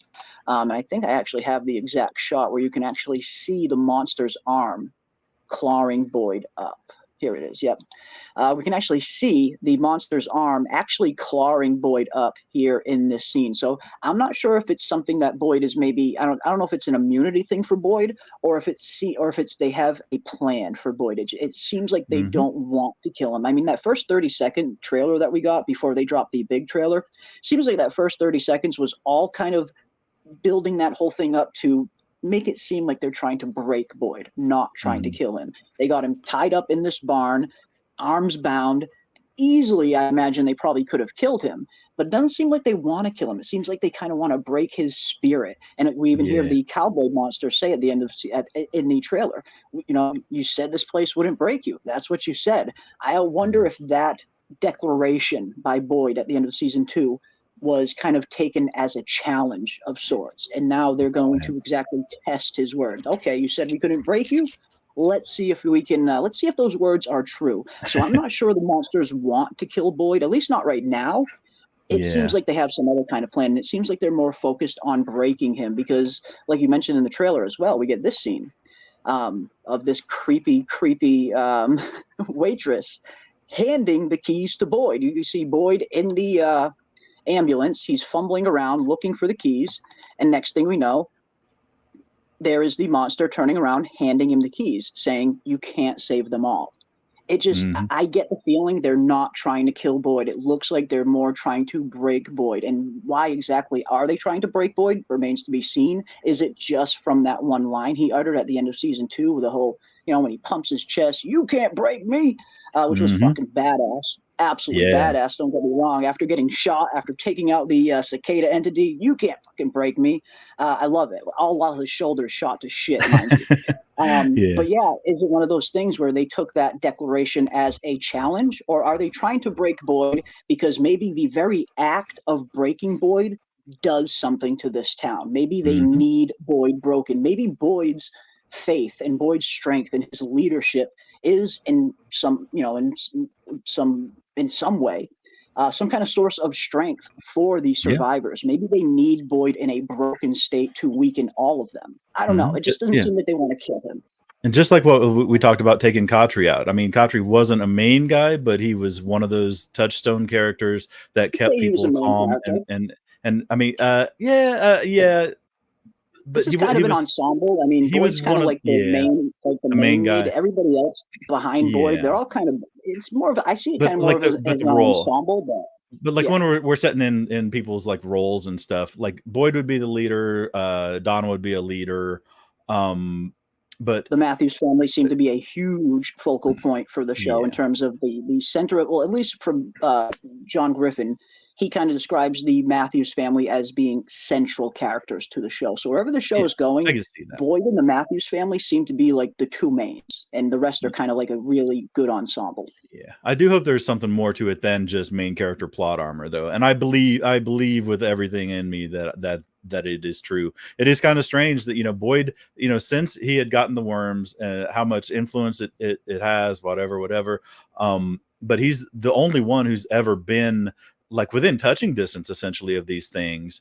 That I mean, he can like he walked straight through a crowd of them right up to Smiley. He walked, and this is the second time, where they're very close to him, but yet they're not killing him. When they're in the barn, there's a group of them around him. Yeah. In every other situation, has anybody ever been close to one where they didn't end up dead? As a result, I don't think so. Yeah, it's very strange. I mean, he's been, like you said, there's been multiple opportunities, literally multiple opportunities that they could have killed Boyd just in these season 3 trailers alone. Yet, for whatever reason, they're not killing Boyd. And again, I think they're trying to break him. I don't know what breaking him does, if it's just breaking him to break him, or if breaking him does something to this place. But yeah, it seems like they're trying to break his spirit. And we've seen the show kind of lay some hints here and there in terms of this place giving you hope to take it away. What if Boyd is a manifestation of this place's hope, and they need to break that hope in order to really kind of decimate this town and kind of win ultimately? Yeah, and but yeah, we literally saw, we've only seen one person kill themselves, which was that guy right after the the guy Colony that hangs House himself. massacre, right? Yep. Yeah. Mhm. But that's a byproduct of it. You take away the hope, you take away these characters that, like a clergy character, even if they weren't Catholic, at least, Kotri was presiding over the funerals of Megan and Lauren, and then Frank. So you take away these characters that people rely on, these characters that are a beacon of strength or a beacon of hope at the very least. And it was so cool because Kotri was planning to do stuff. He was recruiting Boyd. He believed 100% that they were there for a reason, that they weren't just randomly selected, and that they were together going to figure it out and get those people home, that it was their job. And then slice right across the throat. And then that was the end of Kotri. And he said, even with his last breaths as they were praying, he was like, Kotri was like in disbelief that he had plans, he had things that he wanted to do. My path, he says, my path, as he's dying, as he's bleeding out. He was a believer right up until the end, and he definitely thought that he had some kind of path led before him, and that he was meant to, bring these people home. I think that's what Kotri ultimately meant, that he was going to be an integral part of leading these people home to safety. And then when you see that kind of just get taken away from him in an instant, that's what makes that scene so good. You see the realization on his face that he realizes, holy shit, my path, what about my path? But he never let it made him lose his faith. Yep. Even till the second he closes his eyes, he tells Boyd, pray with me. It's And the other one was Fatima. When you watch her in season 1, when she's kind of like, I was going to say grooming, not grooming Julie, but when she was introducing mentoring her or whatever, her liaison to the world of Colony House, she was always positive. She was always just, bubbly and Mrs. Brightside, sunshine and rainbows, and find the silver lining behind every cloud, like irrepressibly positive. And you take Fatima in season 2, and she's an entirely different character. It seems like all of her happiness, is taken away, and it's almost an unrecognizable character when you play her side by side, her season 1 self with her season 2 self. So it seems like the Colony House massacre, had deeper impacts on her, plus the weight that she has in her mind, knowing that she's carrying a baby. There's a lot of stuff, man. This show is so deep, man. There's a lot. Yeah, it's got a There's a lot lot of in there. aspects. It's got Yeah. so much. It's a very complex show. It definitely challenges the audience, and again, that's why I love it so much. I like shows that I can just sit down and just consume every once in a while, and then just walk away from. You don't even think about the show until the next week. But this is the kind of show that I really, really get into because it challenges you. It really makes you think after you watch each episode in terms of not only what happened in the episode, but what is the deeper meaning behind some of these things. Right. They can't kill Boyd because no one will ring the bell, says Straight Up for 50. Yeah, we need Boyd ringing the bell. I mean, Kenny took over bell duties for like one episode, and it just wasn't the same. It just was not the same when Kenny took over the bell duties. And yeah, in that new trailer, Boyd looks sick of ringing that already. I would wonder if he throws it at the motherfuckers. Maybe he will. Maybe he will. Love Boyd. He is my favorite guy. Yeah, Boyd is definitely one of the better ones. Break Boyd, like how they have Victor. I won't be able to watch any more. Yeah, I mean, we do look at Victor, and yeah, he is kind of broken in a sense. This place has kind of broken him in a sense because we see Victor, at least at the beginning of the story, it seems like he's kind of resigned himself to the fact that, or to the idea that he's never going to leave this place, that there is no way out. And he even says that to Tabitha a few times, that there is no way out. I don't believe there is any way out. And then we even see him get pressed a little bit harder in season 2 by Jade. And then we hear Victor just straight up admit, this is my home. This is the only home that Victor has ever known. So yes, in a sense, Victor has kind of given himself over to this town in a sense where he just doesn't think he's ever going to leave. Now, will that aspect of Victor change? I do think it will change. I do think we are going to start to see Victor, especially now that Tabitha might have potentially really escaped into the real world. I wouldn't be too surprised if that reevaluates some of Victor's thinking, where he starts to believe, okay, maybe there really is a way out of here. And maybe that spurns some of the quests that we see him on in this season 3 trailer when he says to Sarah that he needs to remember. He needs to remember what's missing. We see him digging for something. Maybe the real possibility of escape is going to change Victor's way of thinking. And John Griffin, the writer, even said something along those lines in terms of the tantalizing and real possibility of escape is going to be an aspect in season 3 now that Tabitha is essentially gone. So yeah, I mean, I do think in some ways, yeah, Victor might have been kind of broken by this town, but I do think he's going to pull himself out of that. I do think he'll pull himself out of that. And yeah, Katri was never buried. I don't think we ever saw what they did with Katri's body. I don't remember a scene where that's the thing, they did some funerals for some characters. We see that they're definitely going to be doing a funeral in season 3. Yeah, what exactly did they do with Katri's body? I don't remember a funeral scene. I don't remember them burying him, burning him, or anything like that. Obviously, they wouldn't burn him. They would bury him as he's a Christian. But what the hell did they do with Katri's body? I mean, I imagine they probably buried him, and it's just a scene that they just didn't show us. But who knows? Yeah. I mean, well, I know Victor had a head start on the grave, so maybe they threw him in one of those. Yes. But it was really weird though, because they were talking the other day in the Discord about the rate at which people were dying, and like when a bunch of people die, a bunch of people come back, and it was too uncanny, you know, that like 5 people died, or like 5 people arrived and then 5 people died. It was like, wait a minute, and it's like, yeah, that.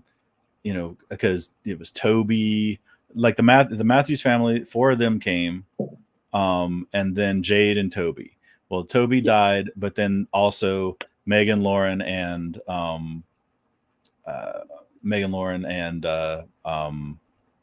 Frank ended up dying. Gina and Mr. Lou in the clinic. So it was 6 arrived.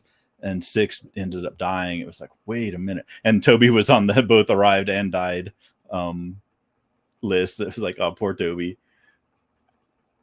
But it was poor strange. Toby. Poor Toby. And I still think Toby was a horrible victim of mistaken identity. I mean, either the voices thought Toby was going to be the special one, and it was really Jade, and they killed the wrong dude, or they just flat out killed the wrong dude. I do, or who knows, maybe Toby was going to be another one of those characters that would have been a little tuned into things. Maybe they needed to take him off the map. It's very strange how they killed Toby like that with literally no explanation as to why. Well, between I mean, that kind of told us that the signals are getting crossed, or whatever messages she's getting from the voices in her head are a little mixed up. Because I mean, they were obviously telling her to kill Toby. telling her to leave the door open. And then we got to kill the boy in the diner before she started having a seizure. And everybody jumped to, is it Ethan, because she was looking directly at Ethan? And then now everybody thinks, well, it's maybe they mean kill the boy in white. And is the boy in white actually Victor? All that kind of stuff. But those like, whenever you get voices in your head, you tell them to be more specific. Tell them to put it in writing and very specifically, because you can't just go around killing people. Get a description, get a physical description of your assassination target next time. Bill D says that monster that killed Father Cautry seemed different. It seemed fast. When the walkers turn, do they come fast, or are we dealing with those bald bat-faced monsters that killed the man in the box? Yeah, that's the thing. I mean, some of these monsters, I do think it's all the same kind of monster. I just think some of them look a little bit different in their actual monster form than others. And they even talk a little bit about this in the season 2 behind the scenes. There's one segment when they're specifically talking about Smiley and his monster form, and how they decided to make Smiley one of the first monsters they show that actually keeps his hair when he turns into monster form. So for some reason, it seems like some of these monsters either lose their hair when they turn, or maybe they have short hair when they are in human form. But we have seen, I get the feeling they're all the same monster. I don't think there's two kind of monsters that we've seen already. I think there will be other kind of threats that will be introduced. But in terms of the kind of monsters that we've already seen on the show, I'm pretty sure they're all one breed. Some of them just look a little bit different than others. When we see the monster that kills Father Cautry, it reminds me of the monster that also kills Tom, the bartender, if we remember to the beginning of season 2. When Tom kind of looks over, it almost looks like the same monster that killed Father Cautry in terms of having that almost same clothes on, bald head, and it lunges right at the bartender, Tom, like fast. It jumps right at him. So yes, even though they move slow, I get the feeling they are definitely at least capable of having some very fast reflexes. And that's another question that we still haven't, answered. We see that they can get up on roofs. They can, get up on second stories. That Jasmine monster was clearly able to get up on the roof. Hell, even Granny monster was able to get up on the roof of a second story home. So they haven't quite explained it yet, but they definitely seem that they're at least capable of being far more agile than they show. Yes, they walk all over the place. And even Kenny had a theory as to why they walk and why they don't run, in terms of him believing that there's only so many places that we can hide. Eventually they will get us. That's why they walk. That's why they don't run. And maybe there's something to that. Maybe it's just the fear factor. I mean, when you see something just walking slowly and calmly towards you, that's way scarier than seeing something run at you, at least for me anyway. I mean, if I see something running at me, I instantly kind of get into fight or flight mode, and I get into fight mode pretty much, being a boxer. But when I see something just walking slowly at me, creepily like that, that's way fucking creepier. And we do know that the monsters seem to want to play on the kind of fear aspect, in terms of fear being one of a very palpable emotion that they seem to be bringing out of these victims. Yeah. So I get the feeling that they're at least capable of some very fast movements, even though we haven't seen them yet. Oh yeah. I mean, well, I think Jasmine was the only one who actually did it slowly, because she had Kevin, on the hook, and he let her in, and it was gentle. But I mean, at least for the kill part, like you said. Yeah, like so at least when you said, like, when you're talking about like getting Tom, or getting like when they burst through and got Frank, they'll when they're getting their target, they'll take their time and walk. But when they're actually doing the final attack, I think that probably the same thing with Cautry. It was like, hey, Father, and it was a slash. Quick slash, got right across the throat. But yeah, when it's attack time, when it's kill time, they throw the mask off, or whatever glamour that they use to give themselves a normal look, and just go into full-on monster form. Granny burst. Granny was all about taking her time right up until Megan opened the window, and Granny burst in. That was before we got our opening sequence of the very first episode. Granny's jumping through the window. So yeah, it's pretty cool. Yeah, I definitely think they're capable of some fast movements. We just haven't really seen them employ that yet, because I think it's just part of their scare tactics, to be honest. I think they want to scare these people. I don't think they just want to kill them. They want them afraid when they're killing them. And I think the slow moving, I think, might be a fear factor of that. And I absolutely believe that ties into, we talk about, well, did they eat the organs? Are they taking the organs and doing something with them? I don't Yeah. even know that I believe that. I think they're spreading. I mean, they are definitely messy, and they throw the blood up on the ceiling, the blood and organs and Yeah, internal we see blood everything. all over the place. They might Yeah. not be doing anything with the organs. Yeah. That's true. It's But very it just possible. creates a horrific scene. And I mean, maybe that's if they're looking to create fear and horror and terror and dread and everything else, there's no better way than when you finally do, especially after a 96-day drought, like they had 96 days without incident.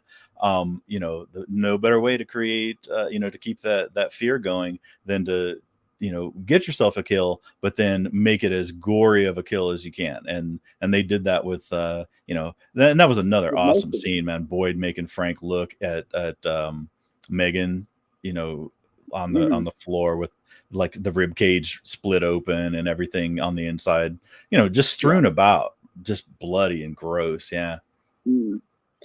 Yeah, it's definitely another question. What exactly are they doing with these body parts? Or again, are they even doing anything with them? I'm not 100% convinced they're even doing anything with them, as you stated. Like you said, because we do see the horror scene that is surrounding a lot of these bodies, and yeah, who knows? Maybe that's one of those smaller things that we can kind of find out in season 3, in terms of how some of these monsters really, how they really what they really do to their victims. Fatima in season 2 is terrified and now pregnant after not being able to conceive. So much right now going on with her. Yeah, Fatima's got a lot on her plate coming into season 3. And like you said earlier, Ravener, she was kind of like night and day, and compared to the Fatima we get in season 2 versus the Fatima we get in season 1. She's very upbeat and cheery in season 1. She hasn't really lost hope. But then when season 2 comes around, and Ellis noticed this very early on, and he becomes very worried for Fatima in terms of her kind of starting to lose it a little bit. And we get that really great scene between Ellis and Boyd, right when Boyd returns to town after the Martin run-in, where Ellis gives his kind of interpretation that people need to kind of hold on to that one thing inside of them that keeps them grounded, that keeps them level. If they can hold on to that one thing, they'll be okay here. If they can't hold on to that thing that keeps them grounded, they might end up going the same way that kind of Boyd's wife Abby went, and it's very similar to what Kenny says in season 1. People that don't, what he says to Jade in season 1, when Jade first arrives here and he's not really believing this place is as dangerous as it is. Kenny straight up tells him, people that don't learn to bend here end up breaking. So yeah, we're seeing Fatima kind of head into that territory where she seems to be very depressed. I mean, she seems to be very scared too. Like you said, at the end of season 2, she was dead convinced that she was not even capable of getting pregnant. And now here she is pregnant. And then, of course, we have Ellis talking about all these weird feelings that he's having of the baby being born with fangs and claws. Heavy foreshadowing about this pregnancy not being normal. And then we get these shots in the season 3 trailer of her kind of spitting up blood in some manner. And I know another big question has arose as to whether this is a real scene or whether this is another Fatima dream scene. It could very well be either, but I get the feeling it's real. I'm leaning a little bit more towards real. I've been very, very convinced that this pregnancy was not going to be a normal pregnancy from the get-go, and I know a lot of you guys have been feeling similar. And I think that's what we're seeing here. I think we're seeing the consequences of this unnatural birth of whatever happened to Fatima. And I think we're going to see that play out over season 3 and how this pregnancy is ultimately going to affect her. And hopefully it doesn't end up ending with it consuming her ultimately. I get the feeling this is going to be a dangerous birth if she even makes it to the birthing process. I think this is going to be a very dangerous one. Yeah, I'm still gonna stick with dream sequence, but I think but the thing is, it's a 50-50 when they're showing it in the trailer. It could be real, it could be not, just like Jim's thing. Could be real, could be not. But yeah, I'll stick with dream. You can go with real, and we'll find out when they play it. It could be but a dream. No, it definitely could be. It definitely could be a dream too. It's good though. I mean, it's good. I love it when people. I mean, we have to have two sides though. You know, people have to be on either side just so we do. Theories. That's for sure. No shortage of theories. Yeah, it's so cool though how people cope with. I mean, because every different person, we're seeing every person break to an extent. We saw Donna kind of lose it. She chopped the floor. Yeah, she's losing it in the trailer. She's And freaking out, and Boyd's trying to kind of console her. So even someone as strong as Donna has that breaking point that we're going to see. yeah, and Boyd, the cool one of the cooler scenes that does tend to get overlooked is when Boyd, he puts on his little jacket and trims his beard with the scissors, and then just screams into the mirror. And then the hard cut to the next scene. He's sitting there in the diner with the Matthews, just like cutting up the pancakes and stuff. Like, oh, it was so cool, man. It was so cool the way they do that. That gives me that's why I have a ton of faith in these the showrunners and the writers and stuff. And not all the last few shows that we've done, some of the decisions that the writers and showrunners make have been questionable, but these guys, man, the way they're crafting this story and unrolling it in front of us, it's really just been spot on for me. Indeed. So. And yes, episode 1 is some of the best TV ever. It really is. Like when I look at just one single pilot episode that kind of has everything that I'm looking for in getting invested in a new series. Yeah, from season 1, episode 1, still one of my favorite episodes ever. Episode 1 and Colony House Massacre, those are probably my 2 favorite episodes. And it's not even for the massacre. It's more for the Cautry death at the end of that episode that makes that episode so good. But yeah, I mean, the very first episode of this series, the first 5 minutes, that's what I tell everybody who hasn't really watched it yet. Watch the first episode, and if you're not kind of pulled in right after the first 5-10 minutes or so, then the show's not for you. Because the first 5 minutes of the show, it pulled me right in, instantly what the threat is, the stakes of this place. The first 5 minutes of this dang show kills a child in one of the most gruesome manners. That right off the bat lets you know that this is a show that is not afraid to take risks. And it's a show with high stakes where anybody, even children, can get slaughtered in a gruesome manner. That told me everything I needed to know about the show within the first 5 minutes, and I was all in. It's one of the best pilots that can really just get you sucked right into a world and invested in a long-running series. And that's sometimes not always easy to do. I mean, we see nowadays things like TikTok and YouTube Shorts, shorter and shorter form content seems to be getting popular and popular, more and more popular each year, where people's attention spans are just getting shorter and shorter, unfortunately, because they're getting used to this shorter form content.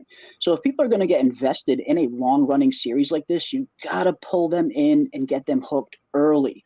And From does that within the first 5-10 minutes. And yeah, I would put the From pilot up against almost any other pilot I've seen in the last decade or so. I mean, it's up there with the first episode of Game of Thrones, in my opinion. Great pilot, absolutely phenomenal pilot for sure. Yep. Love it. In season 1, the chests were broken outward instead of inward, as if eaten. Yeah, we did. That's another thing that I've been wondering as well, especially in season 2 when it comes to the cicada deaths. It looked like her chest was kind of burst open from the inside. It didn't look like maybe someone clawed her open. It almost looks like at times, like you said, if you look at some of the monster deaths, it almost looks like some of their rib cages are kind of bent out instead of in. So yeah, I don't know if that's just from them ripping at the insides and pulling it out, making it look like something's bursting out from the inside, or if there's something else going on that we just haven't seen yet. But yeah, some of the victims do look a little bit wonky, like maybe something might have burst out of them instead of being clawed into. Yeah, that never even occurred to me. I just assume it looks like somebody reached in with 2 hands, like you're opening two cabinets or something. That's kind of what I assume too. That it's the monsters maybe just taking their hand with their nasty claws too. These claws seem to do a lot of damage, and just kind of pulling everything out. That could create the effect of making it look like something is coming from the inside out. But in the case of the cicadas, though, that very much looked like there was something that burst out from inside her. From Paula, yeah. From Paula. That looked very, very much like it was like alien facehugger territory almost. Not facehugger, but alien xenomorph after being infected with facehugger. And speaking of, I cannot wait for Alien Romulus, which is going to be dropping pretty soon. It looks pretty good, I must say. I'm looking forward to Alien Romulus. Not sure why they didn't turn into monster form and kill Boyd outside of the clinic. Maybe because they sensed the worms. Yeah, that's another thing. I mean, we see Boyd take out Smiley. And all of the monsters around Smiley, they don't even make a single attempt to try and even harm Boyd. That's right.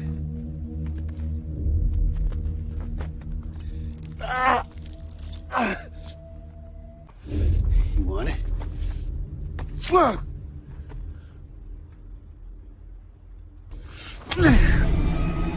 My blood is your blood now, motherfucker.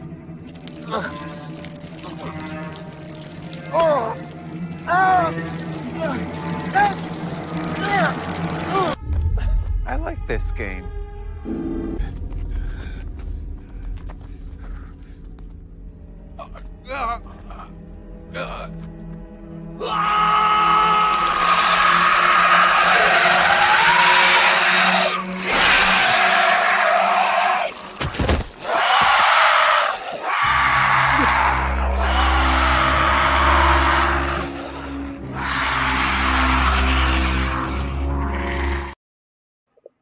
Yeah, and why they walked right past Boyd after Walked that. right by him, didn't even pay him no mind, almost like he was a dang fly on a piece of dog dookie.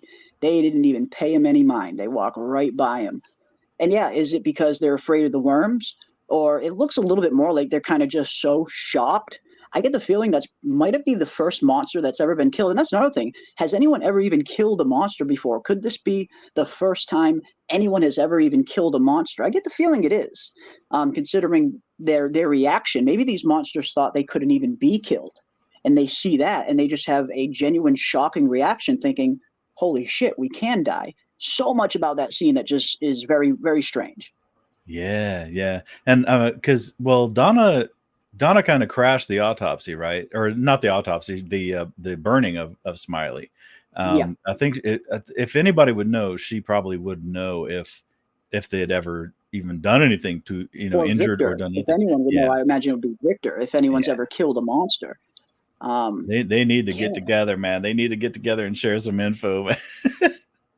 That's the biggest complaint of anybody's ever had of this show is why don't people just sit down? We know they can assemble. They have a church. They have everything. Turn the chair around, sit down, and just everybody say what you know. We got to know these things. Yeah, you got to share some info. FM Honey, I got hooked so fast. I love a challenge, love trying to figure the show out. Isn't that what makes the show like so much, not better than a lot of other shows, but yeah, kind of better than a lot of other shows? Not just how it challenges you and how you really kind of have to figure things out, but it's got everything working right. It's got a great cast that works incredibly well together, that have great on-screen chemistry. We have writers that are really, really, really on top of their game in terms of setting some really interesting and intricate things up. It just seems like everything is going right for the show in terms of having all of the right creative juices flowing at the right time. It's a perfect melting pot of great creativity and originality. It's something completely new, and it's not based on source material. You can't go read a book and get all the answers. It's a completely new and original story, and it's a journey that all of us are kind of going on together and trying to figure this thing out together as we go along. And that's what makes these streams in this community so fun is, all of us getting together and trying to figure this shit out, seeing what the heck is going on. What the heck is going on in Fromville, ladies and gents? What is going on? I don't know, but my blood is your blood now, mother trucker. Hell yes. Hell yes. Any chance we can watch any of the trailers? I'm dying to see them now. Yeah, I can play a trailer. There's 2 trailers. We have a quick early one that was around 30 seconds long, and then there's a 2-minute one. Yeah, I'll play a trailer.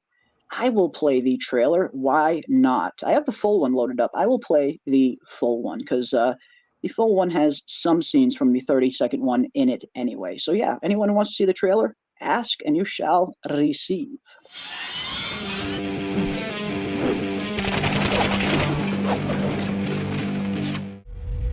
Oh my God. Like a dream. It was an ambush. How many did you save? Just like a dream. You did the only thing you could do. And you lost. Like a dream.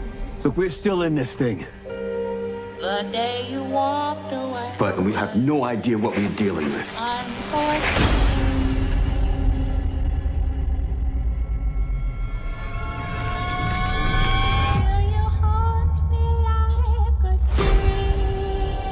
Things are getting worse around here, aren't they? Boyd, we're out of food. Too many things are changing here. I have to remember. The game here is rigged. Why can't they leave us alone? No matter what this place throws at us, we're gonna find our way home.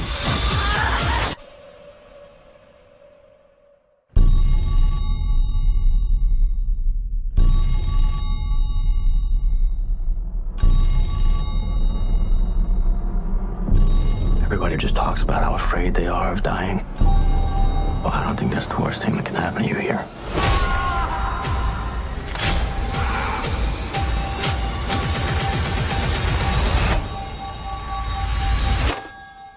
Hello? Like a dream. You looking for these? Into my life. You can't save them all. But things are really hard than you see.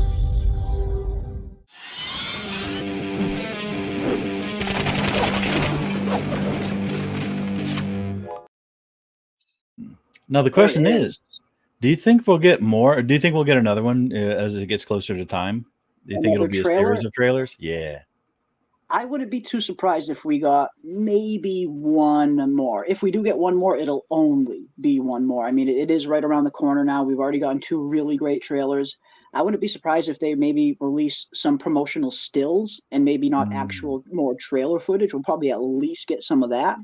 Okay. But if it's possible, we could potentially maybe get one more kind of short trailer before September 22nd. It is, a little more than a month away still, so it's possible.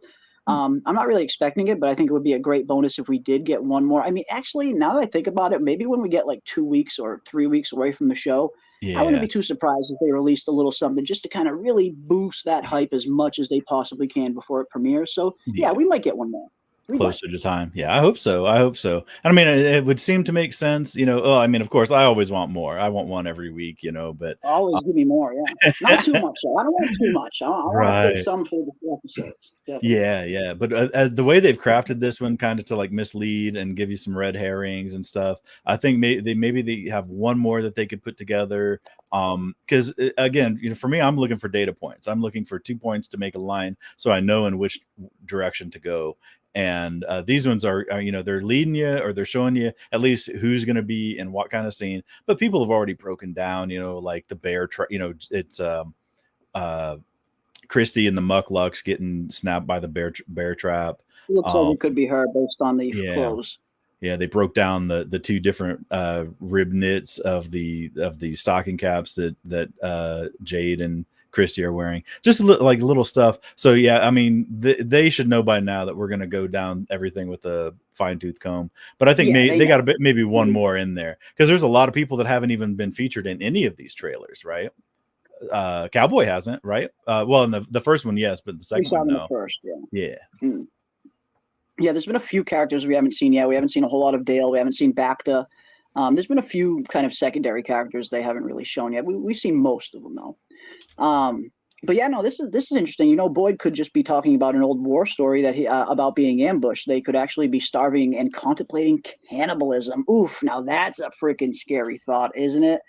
I mean, we know the food shortage is getting dire, and food is going to become a very real problem for them, it seems, in season 3.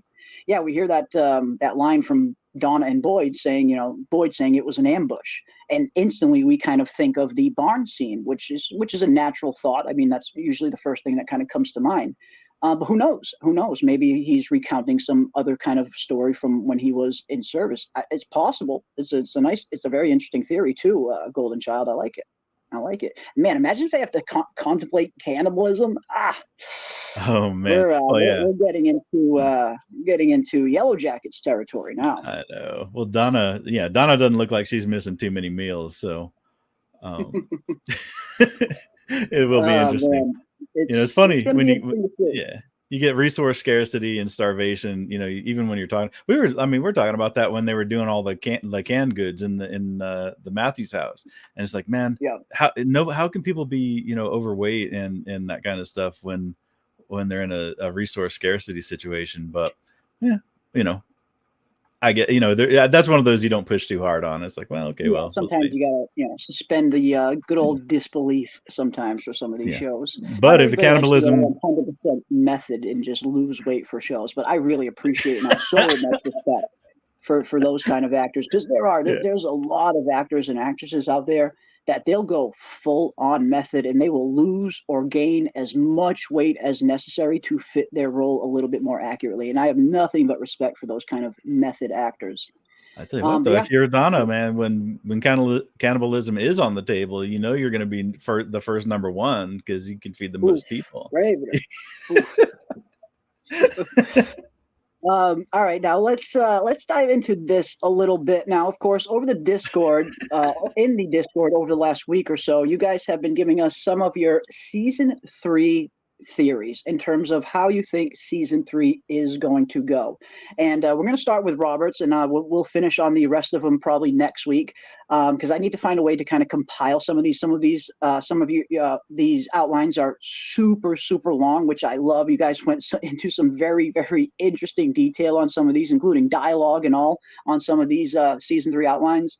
So I need to kind of think of a way to kind of present this to the chat quick, where I'm not just reading, you know, for hours on end. So I'm going to think of something, and we will get through all of them next week that we don't get through tonight. But I wanted to start with Roberts just because it was his idea, and look at his kind of outline for season 3. And again, I can't thank everybody enough for submitting your guys' outlines. I haven't read all of them yet, but I do have all of them screenshotted, and all the ones that I didn't read yet, I will read tonight right after the stream, and I will figure out some kind of way to either transcribe them or present them where we can kind of get through them a little bit quicker. But we are definitely going to go through all of them. You guys put some hard work into some of these outlines, and I definitely want to see what you guys put down. So yeah, we're going to start with Roberts just because it was his idea. I figured we'd start with his. All right. Starting off, Robert Saunders, here is my final theory for season 3. In its simplest form, the show and season 3 is divided into 3 acts, 3 episodes each, with the cliffhanger in episode 10. In my opinion, and based on the trailers, the first act immediately starts with Jade in cave seeing the symbol rotate/move, e.g. turning like a clock. Jade returns from that cave with the new mysterious revelation, which leads Jade to question the cynical nature of From. With Act 1, Jade talks, let me roll this up here. With Act 1, Jade talks to Ghost Tom. Yeah, I really hope we see Tom and Cautry again. And based off some of the stuff we've seen, we know that both of the actors were on set for season 3 filming. So I love how you work that into this, Robert, because I definitely think we're going to see Tom, and it'll probably be through Jade again. I hope, at least. Those two have great scenes. Jade talks to Ghost Tom at the bar, and Tom will encourage him that he is the only one who can solve the new mystery about the rotating symbol and stop the cycle from repeating. Jade questions if people are brought to town to fulfill a specific role like himself. All right, now let's start with that before we go into Boyd. I like this. I like where you're going. I love how you're starting off with Jade, because I'm really hoping that at least in episode 1, we get some kind of continuation from where Jade left off, even if it really starts with Jade still down in that cave to start season 3 off on. I really hope that is the case. And we have heard, based on some of the information from John Griffin and some of the creators, it does look like season 3 is going to pick up right where season 2 left off on. I know a lot of us were wondering, will there be some kind of time jump? Will season 3 pick up right after? Will there be a few weeks that they jump forward? It looks like they're starting season 3 right where season 2 left off on. So I would love if one of the first shots we get of the episode, or maybe even the very first shot itself, is maybe of Jade still down there in those caves. And yes, maybe he exits the caves and he kind of comes face to face with Tom. I like this. I like how you worked Tom into the theory, because again, it does look like we are going to see Tom in season 3. So I really like this. I really like this at all. You said something else as well, and I wanted to kind of touch on. Where was it? Seeing the cave symbol rotate, IG turn like it's like turn like a clock. I like that as well. I mean, it could. I mean, if we do see that symbol kind of turn like a clock on its head, usually when we see camera angles do something like that, that's usually, or at least sometimes, signifies that things are about to get turned literally on their head, not metaphorically speaking. So yeah, if we do see the symbol kind of turn like a clock, maybe it could just be signifying, signaling these cycles of time. Maybe that could definitely be it as well. But I almost kind of see something like that, if that does happen, as the directors and the writers trying to showcase to us that season 3, everything is going to be turned up on its head. And we've seen a lot of shows utilize this kind of very method. Game of Thrones did it a few times. True Blood did it a few times. Many shows and movies have done it a few times, where you see that turning kind of upside down camera angle sometimes can signify that things are about to turn upside down, like everywhere. So I like some of the things that you're playing into this already. And again, a big extra point for working Tom into the theory. I love that. I love that. All right, let's continue on here. Boyd follows Gus and sees the boy in white in the woods. Boyd follows Gus and sees the boy in white in the woods in daylight, telling him to shush at the end of episode 1. Snow starts to fall, and new arrival, the ambulance, will appear at night, mirroring Donna's night arrival. The ambulance driver will die similarly to Donna's sister, and Randall will try to come to their aid. Molotov cocktail, perhaps? That would be fucking awesome. That would be awesome. We've been wanting to see some Molotov cocktail action for a while now. We've been wondering why they're not utilizing fire a little bit more against these monsters. That could be pretty cool. But we'll have a flashback to the cave, causing him to convulse on the ground. Okay. All right. Now, I like this. Now, we see, obviously, we know we're going to get some new arrivals, which is freaking great. I love that we're getting some new characters on the show.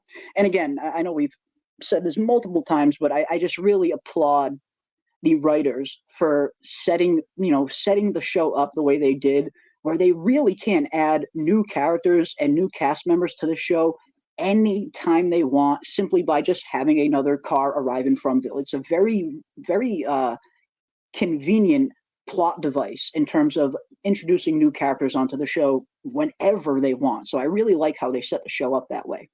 But yes, I think you're onto some stuff here that I do agree with personally, especially when it comes to Randall and the ambulance. It does look like the ambulance driver is dead on the ground. It looks like he probably gets taken out rather quick. And I like how you kind of tied that back to Donna's arrival and her sister getting taken out super quick. Very similar there, more kind of parallels and more evidence of the cycle kind of repeating, as you mentioned. So I like that. And we do see Randall out there in the trailer. It looks like the ambulance has literally just arrived and monsters are starting to close in on him. And then we get another shot in the trailer, like you mentioned, of Randall seemingly kind of writhing on the ground. And we're left to kind of fill in the blanks. What happens? Does he have some kind of vision or some kind of flashback to his cicada time when he was under that kind of weird trance? Is there some residual effects that are still going to be inside Randall, Julie, and Mari from whatever happened to them at the end of season 2? I saw some people bringing up the possibility that Randall might get shot. I believe you brought that up, Ravener, in terms of Randall maybe getting shot, which I really love that theory too, just considering we see that there is a cop in that ambulance, and we do see that cop holding out and drawing her weapon in the trailer. And then we see, and I imagine this cop is going to be on a very, very much alert after seeing the ambulance driver get killed in front of her, which it looks like what happens. So yeah, I really like that idea that Randall potentially gets shot trying to help this lady because she perceives him as a threat, like he's just another monster. So I like what you're doing here. This is interesting. All right, let's continue on. Boyd and some residents will run outside, and the massacre begins with the cop shooting at monsters. Meantime, Tabitha awakens in the hospital from a vision/dream of the boy in white, who tells her she must find Eloise to save her family in From. Awesome stuff. I know a lot of us have had a lot of hopes In terms of Eloise coming into the show in season 3, that's been one of my main theories ever since season 2 ended, and the writers made a very specific and deliberate choice to put that lunchbox in Tabitha's possession. I get the feeling that it was not done by accident. Just considering the significance of that lunchbox and who it belonged to, putting something like that in the possession of Tabitha, it wasn't a mistake. It wasn't an accident. That lunchbox is going to play some kind of narrative role in season 3. I am very much convinced of that. And who knows, maybe that could serve as Eloise and Tabitha potentially finding each other. Or who knows, like you mentioned here, maybe Tabitha actually has a vision and the boy in white kind of points her in the right direction to Tabitha. Because we have two Eloise, excuse me. Because we have seen in the trailer, it does look like Tabitha comes across some weird house that could be maybe Eloise's husband's house. It looks like it could potentially be. We see the drawings down in the basement that are clearly drawings of the Onkui children. So a lot of people are assuming that could be Eloise's house. And we even see the pictures on the wall look almost exactly like Eloise, like the young Eloise. So yeah, I do think Eloise and Tabitha, I mean, their storylines have to kind of converge in season 3. They have to in some kind of way. So I like that. I like where you're going. Eloise to save her family in From, she is finally released after meeting with psychologists and psychiatrists, and she is shocked at where she is located. Maybe 1978, but most likely the present time. Yeah, because that's been another theory or another question that a lot of us have been wondering. If Tabitha is in the real world, which it seems like she probably is, what exactly time period is she in? Is she in just the regular old time period that she left on? Or could she have somehow transported back to 1978? I suppose both are possible. I think she's in present day, but who knows? She could be in some other timeline as well. The show has been kind of teasing the idea of some sort of time manipulation at times. Tabitha learns of Eloise from the staff at the hospital or from the priest who knows Eloise, and her last name is revealed to have exactly 5 letters with repeating letters, e.g. Allen. Since Victor has become a major character and 12 characters have exactly 11 letters in their name, that's interesting. Yeah, I remember Robert going through this during, I believe it might have been season 1 or 2, and Robert was diving pretty deep into the names of the characters and some of the number of letter associations with them. It's pretty interesting. 12 characters that all exactly have 11 letters in their names, from Katri to Jim, etc.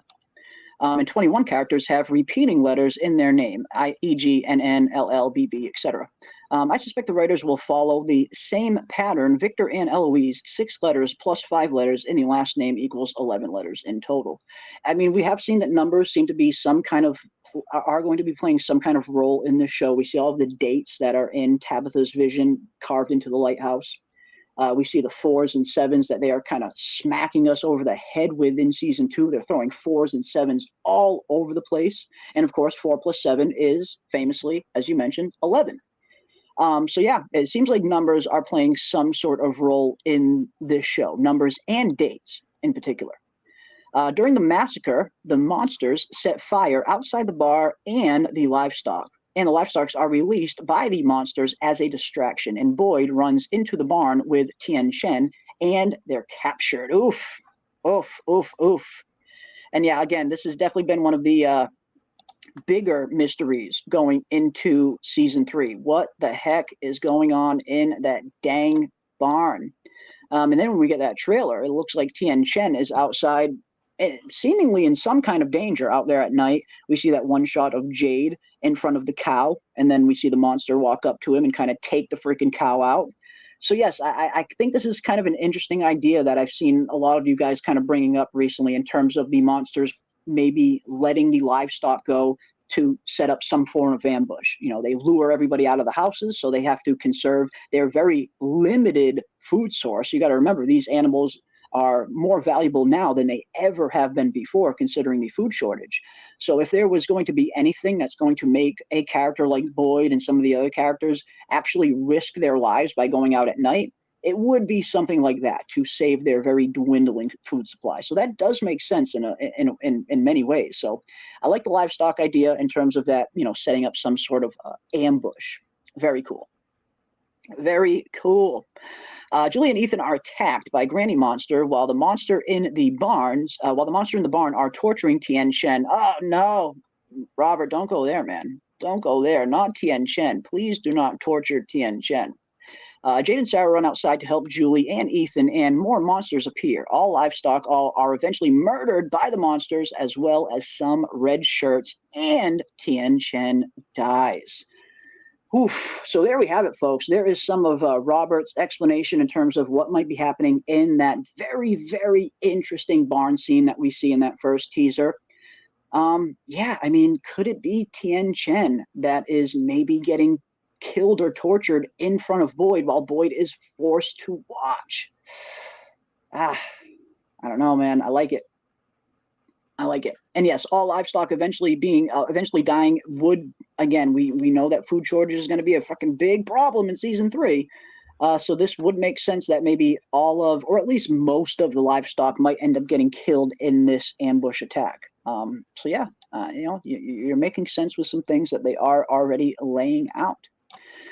Jade is saved by Victor, who pushes him into a faraway tree, and Jade ends up in the root cellar. Ooh, interesting. Yeah, we do see that one shot of Victor coming up to Jade in the trailer right after that, the milkman monster kills the cow. Sarah saves Julie and Ethan. We did see that in the trailer as well. It looks like Sarah plays some sort of role in kind of grabbing up Julie and Ethan after the granny monster makes it inside. The massacre concludes by episode 3 with the death of Tien Shen and the monsters walking away in unison after a loud sound is heard under the barn. Ooh, interesting. Interesting. I like it. I like it. It's again, it makes their food shortage even dire, and right off the bat, it reestablishes the threat that the town is under, and that's one thing that we have been wondering going into season 3. Will the monsters kind of be more prevalent in season 3? Will the monsters come back with a vengeance? And this could be a really good way to establish that, and to establish to the audience that, hey, nobody's safe in this show. Even someone as sweet, awesome, and innocent as Tien Shen can get taken out in the blink of an eye. So I like it. I like it. Meanwhile, Tabitha checks out of the hospital looking for Henry in the real world. In the root cellar, Jade has another vision of the symbol, driving him further mad. End of first act. And I do think we'll see that continue in terms of Jade is going to continue to have these visions. It's going to continue to drive him closer and closer to the edge of insanity. And hopefully he can figure it out before that happens.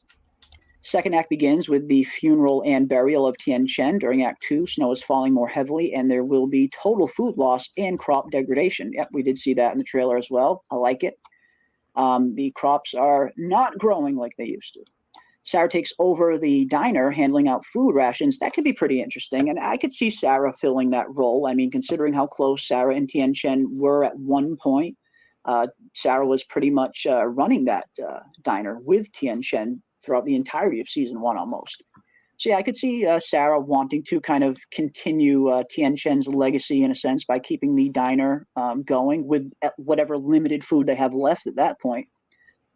Colony House and the town will argue about over the food reserves with Randall and Dale in the middle of the debate. Oof, Randall and Dale. Now there's a pair up I do not want to see, personally. Boyd will have a vision of Khatri telling him he could not stop the massacre and advises that he should not bury the bodies, but put them in the snow or root cellar, e.g. Hinting at future cannibalism. Interesting. Future cannibalism. Cannibalism could be a possibility.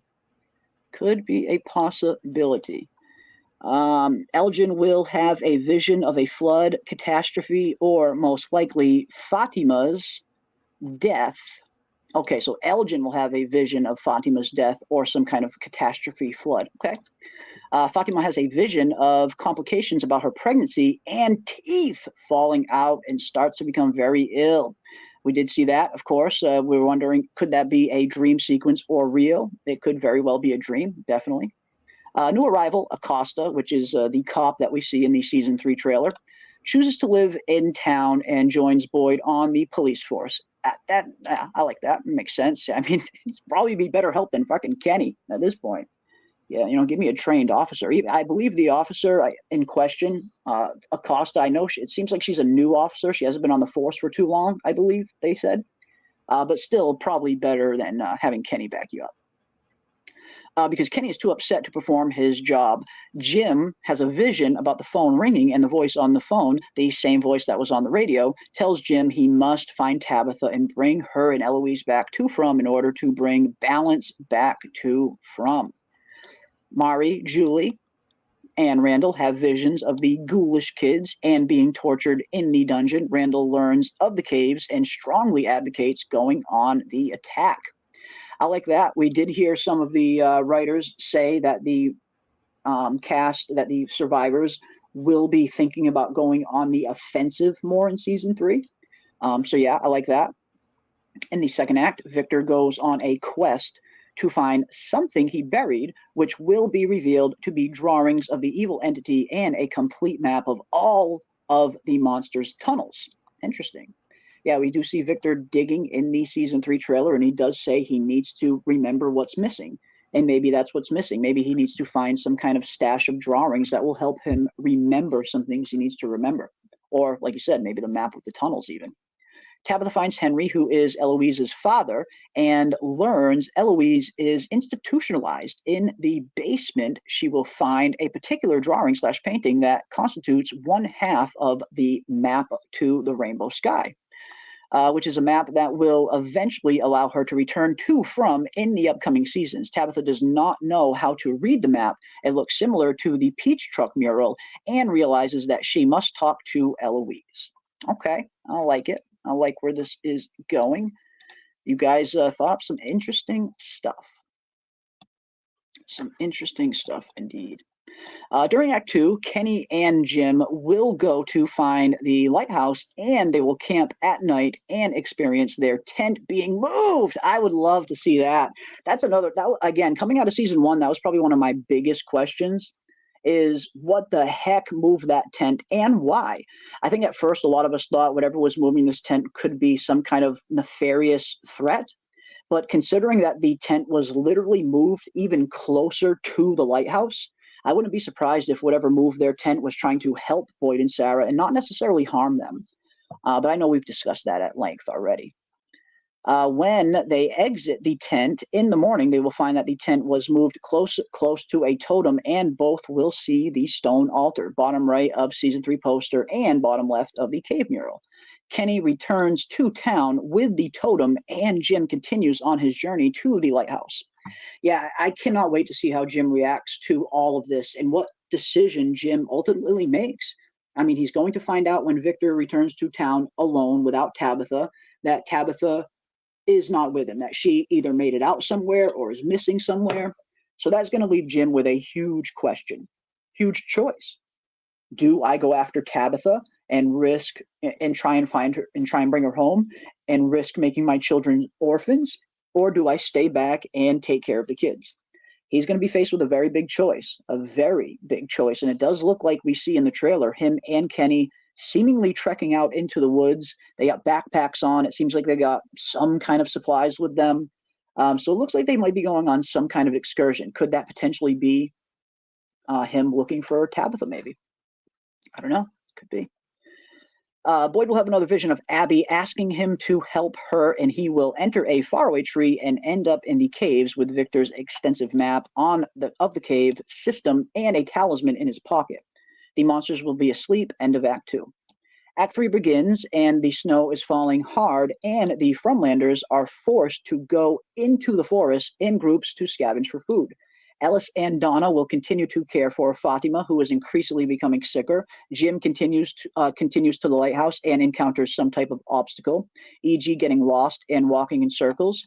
Kenny, Jade, and Christy go into the forest to find the others' encampment after examining the totem Kenny brought back. In the forest, Christy gets her foot caught in the bear trap, and she is carried by Jade and Kenny. And then Jade has a vision of the guy drinking out of the skull. Okay. Interesting.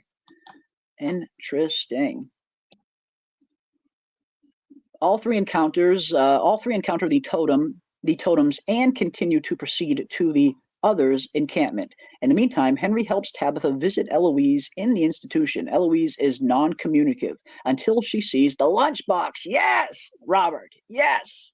Hell yes, my friend. The lunchbox will definitely come into play. Inside the lunchbox is a red toy with crayons inside that Miranda gave Victor in the root cellar. Ooh, I like that. I like that. Maybe that will kind of wake Miranda up. Eloise up a little bit when she recognizes it.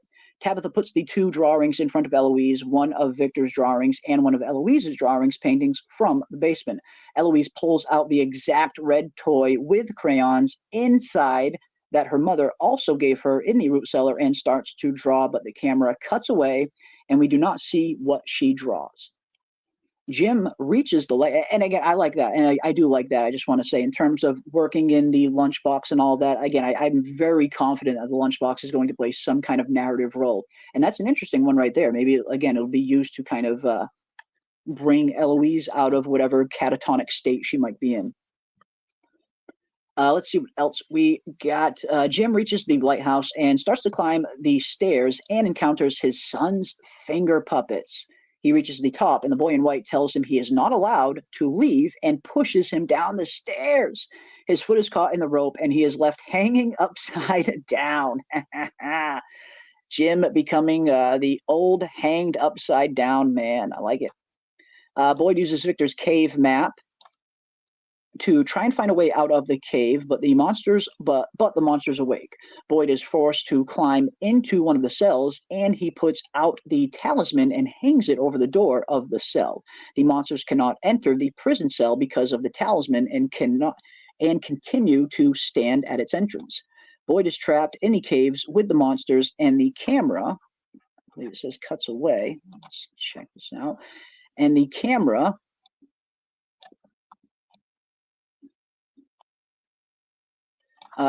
cuts away as an ominous sound is heard in the background. Kenny, Jade, and Christy reach the houses and start to open the door with Christy dying. Oh no, Christy! You mean to tell me Christy's going to go out before she gets her good haircut back? I hope not. Kenny and Jade are shocked to see the back of the very elderly man dressed in all white, sitting in a chair. Christy dies in Kenny's arms. End of Act 3. Just a crazy tinfoil theory, and I would love to hear your thoughts. Keep up the great work. Wow, thank you, man. Thank you, man. Very extensive. Very, very extensive, I must say. And again, this is the kind of testament to the kind of fandom that has kind of sprung up around From. You don't see stuff like this for many shows out there and in many fandoms. People so committed to this show, and I'm right there with all of you. I'm just as obsessed as the next. But it's really nice to see the kind of commitment that people have to this show, where they're willing to kind of write out an entire outline as to where they think season 3 might go. So I want to applaud Robert for having the idea and for submitting his season 3 outline theory. I like it. There's some interesting things there. Yeah, Raven, what do you think about Robert's outline? I mean, it's definitely, there's a lot to it. Super extensive. I'll just say this: did one part stick out for you? I guess I should say, because there is a lot there to kind of just get into. But is there one part that stuck out for you? I guess.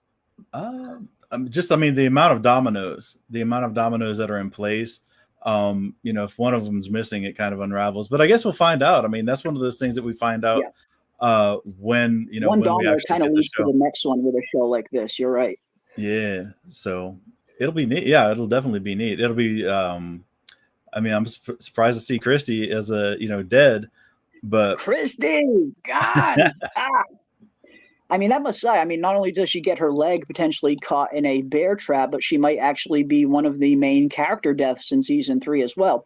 And I do think we are going to, we got to see some main characters go in season 3. I feel like that was one of the kind of criticisms of season 2. We didn't really lose any main characters. Yes, we lost Smiley, who was one of the main monsters, but was still more of a secondary character. Tom as well, which was also a secondary character. But yeah, we haven't really lost anybody main since season 1. So I do think not everybody's going to make it out of season 3. And Christy is one of those kind of more main cast characters that could potentially be on the chopping block. I think Fatima is screwed personally. I think Fatima, she's always been my money in terms of who's going to die in season 3. I just have a feeling this pregnancy is going to go very wrong. But yeah, Christie would be just as devastating. Yeah, and I mean, they're working with minimal to somewhat primitive medical whatever. Now we've seen Ellis. He's come back to life. He's had his messed up leg. He's had he's gotten stabbed and he's come back. And that's another thing that might be answered, why some people heal fast and some people heal slow. Ethan gets impaled in the leg and does a little bit of time on a crutch, and then he's back to normal. So we see people heal super fast, and then we see people not heal super fast. Boyd's Parkinson's kind of went away, but we'll see how fast his hand heals. Jim, just different things, man. And those are, again, small answers that that won't ruin everything necessarily, but they can give us small answers. Small answers for season 3. Yeah. I just want to call them that. Small answers, stuff that doesn't wreck everything, doesn't spoil the plot, but gives the fandom some something, at least a little something. I think they're going to. I definitely think they're going to, based off if their statements are accurate. It seems like they're going to venture into giving us some kind of narrative answer in terms of something. I mean, that one line again from John Griffin saying that as the true nature of the town comes into focus. That is the kind of stuff that really makes me excited for season 3, because those are the kind of things we are all dying to find out. What is this place? How does it operate? What are the natural law and order to this place? And I love that one scene we get between Tom and Jade at the end of season 2, when dead Tom does appear to Jade. And Jade says, nothing makes sense in this place. And Tom says, no, nothing is familiar in this place. And I know I've said this multiple times, but I love the distinction and the difference between the two. Just because everything here is unfamiliar doesn't mean there isn't a natural order to how things work here. And maybe learning a little bit more about how that natural order does work will give them some answers, or at least some ideas as to how to potentially escape this place. Because until they understand exactly what this place is and how it operates, they're not going to get too far. So they need to figure out more. We need some answers. Us as the audience need some answers. They, as cast members and characters in this narrative, they need more answers in terms, so they can make some more informed decisions as to where to go. So yeah, I do think season 3 is going to give us some stuff. I don't think it's just going to be all mystery and all set up again for another season. I think they have heard the fans' kind of criticisms. And it seems like they've listened to them. And I just give me more respect for all the creative people behind the show, that they're actually listening to the fans and applying that criticism. Not everybody takes criticism well. And Raveter, you and I have seen that a lot when it comes to the independent comic book community that we used to kind of hang in, that this show kind of started off around. Not everybody takes criticism very well, even though it's usually meant in good faith. And that's what criticism is. I mean, obviously you have to separate criticism from people that are just hating and bashing on things. And there very much is a difference between the two.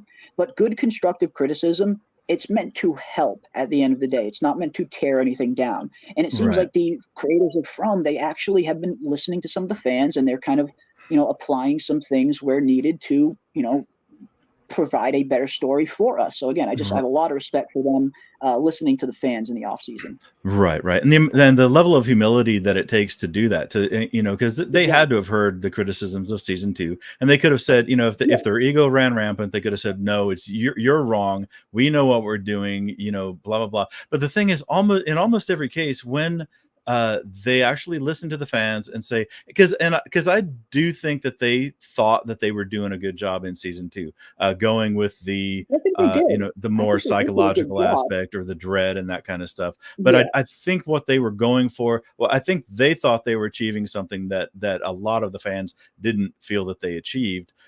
They could have just said, well, the fans are stupid, the fans don't know what they're talking about, we're geniuses, and carry on.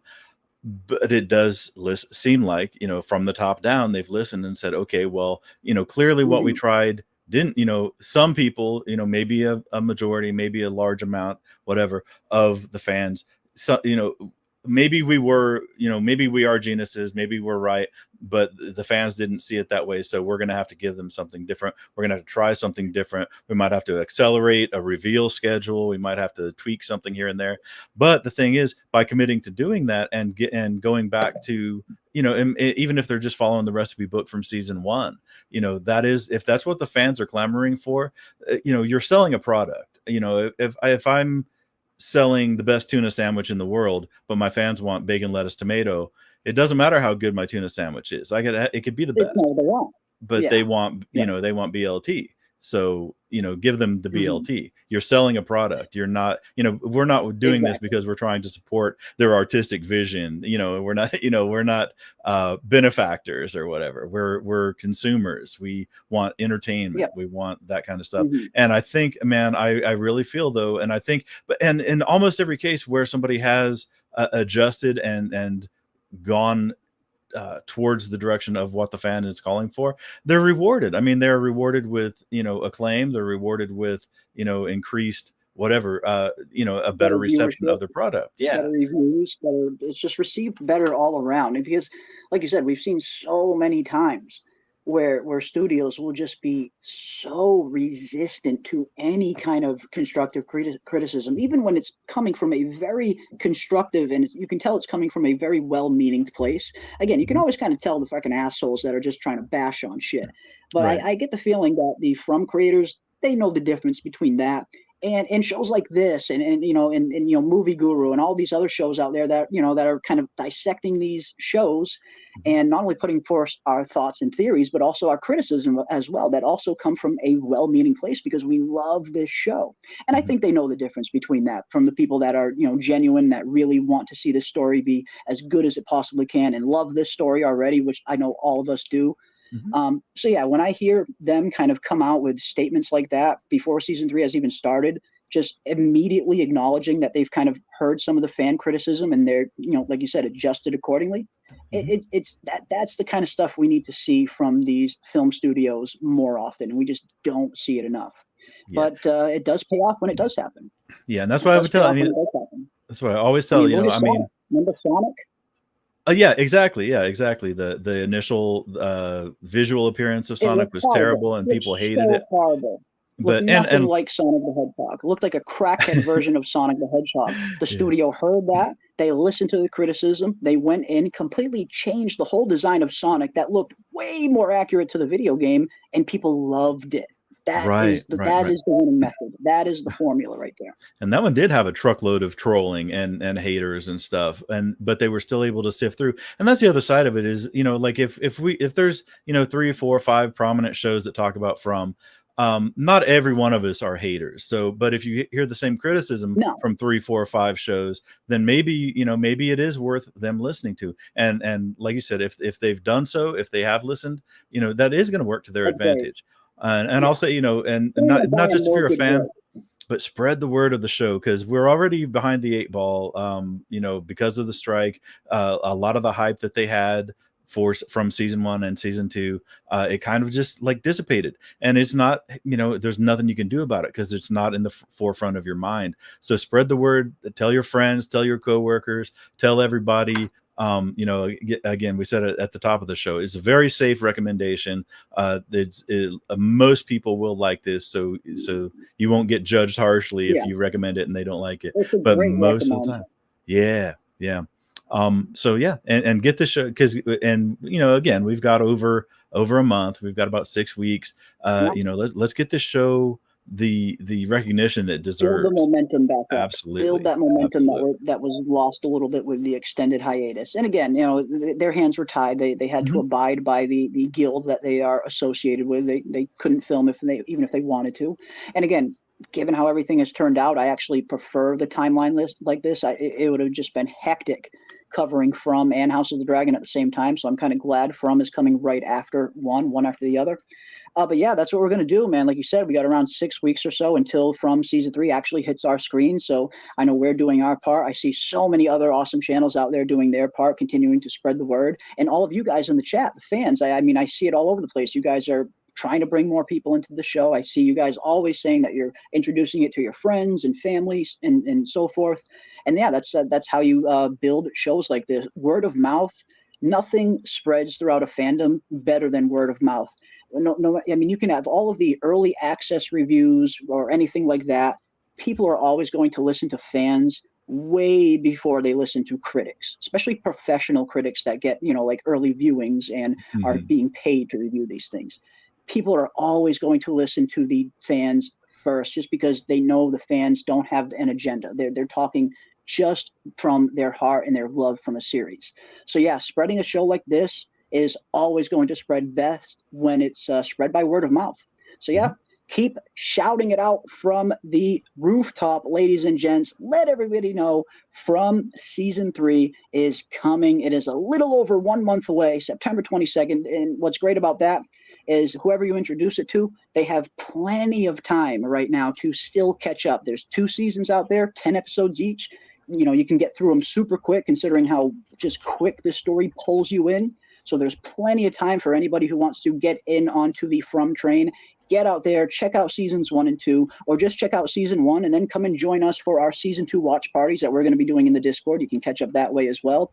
But yeah, let everybody know From season 3 is coming, ladies and gentlemen, September 22nd, just around the corner. And we are going to continue to go live every single week, diving into these things, diving into all these fan theories and speculations. I love hearing from each and every one of you guys in the chat. And I can't thank everybody enough who has submitted some season 3 fan outlines for how season 3 is going to go. Again, any of the ones that we didn't get tonight, we will definitely touch on next week for sure. There's some really, really good ones in there. I know Bill D has one. I think Taryn has one. And I think Sophie has one. I need to go back and double check and see if there are any other newer ones. But yeah, we will definitely talk a little bit about those next week, because I'm looking forward to seeing everybody's season 3 outlines, where you guys think this season is going to go. But yeah, again, big thank you to each and every one of you guys for showing us the support. I can't thank all of you enough. You guys are the lifeblood of this channel and of these streams. And yeah, we will continue to do our part and spread the word. Let everybody know to get ready for From season 3, September 22nd. We will be diving back into the horror, the mystery, and everything else in between. But of course, biggest thank you goes out to you guys in the chat. And as always, stay safe out there in this crazy, crazy world that we find ourselves in. Be kind to one another. And as always, keep those tinfoil hats on, folks. And I will see you on the next one.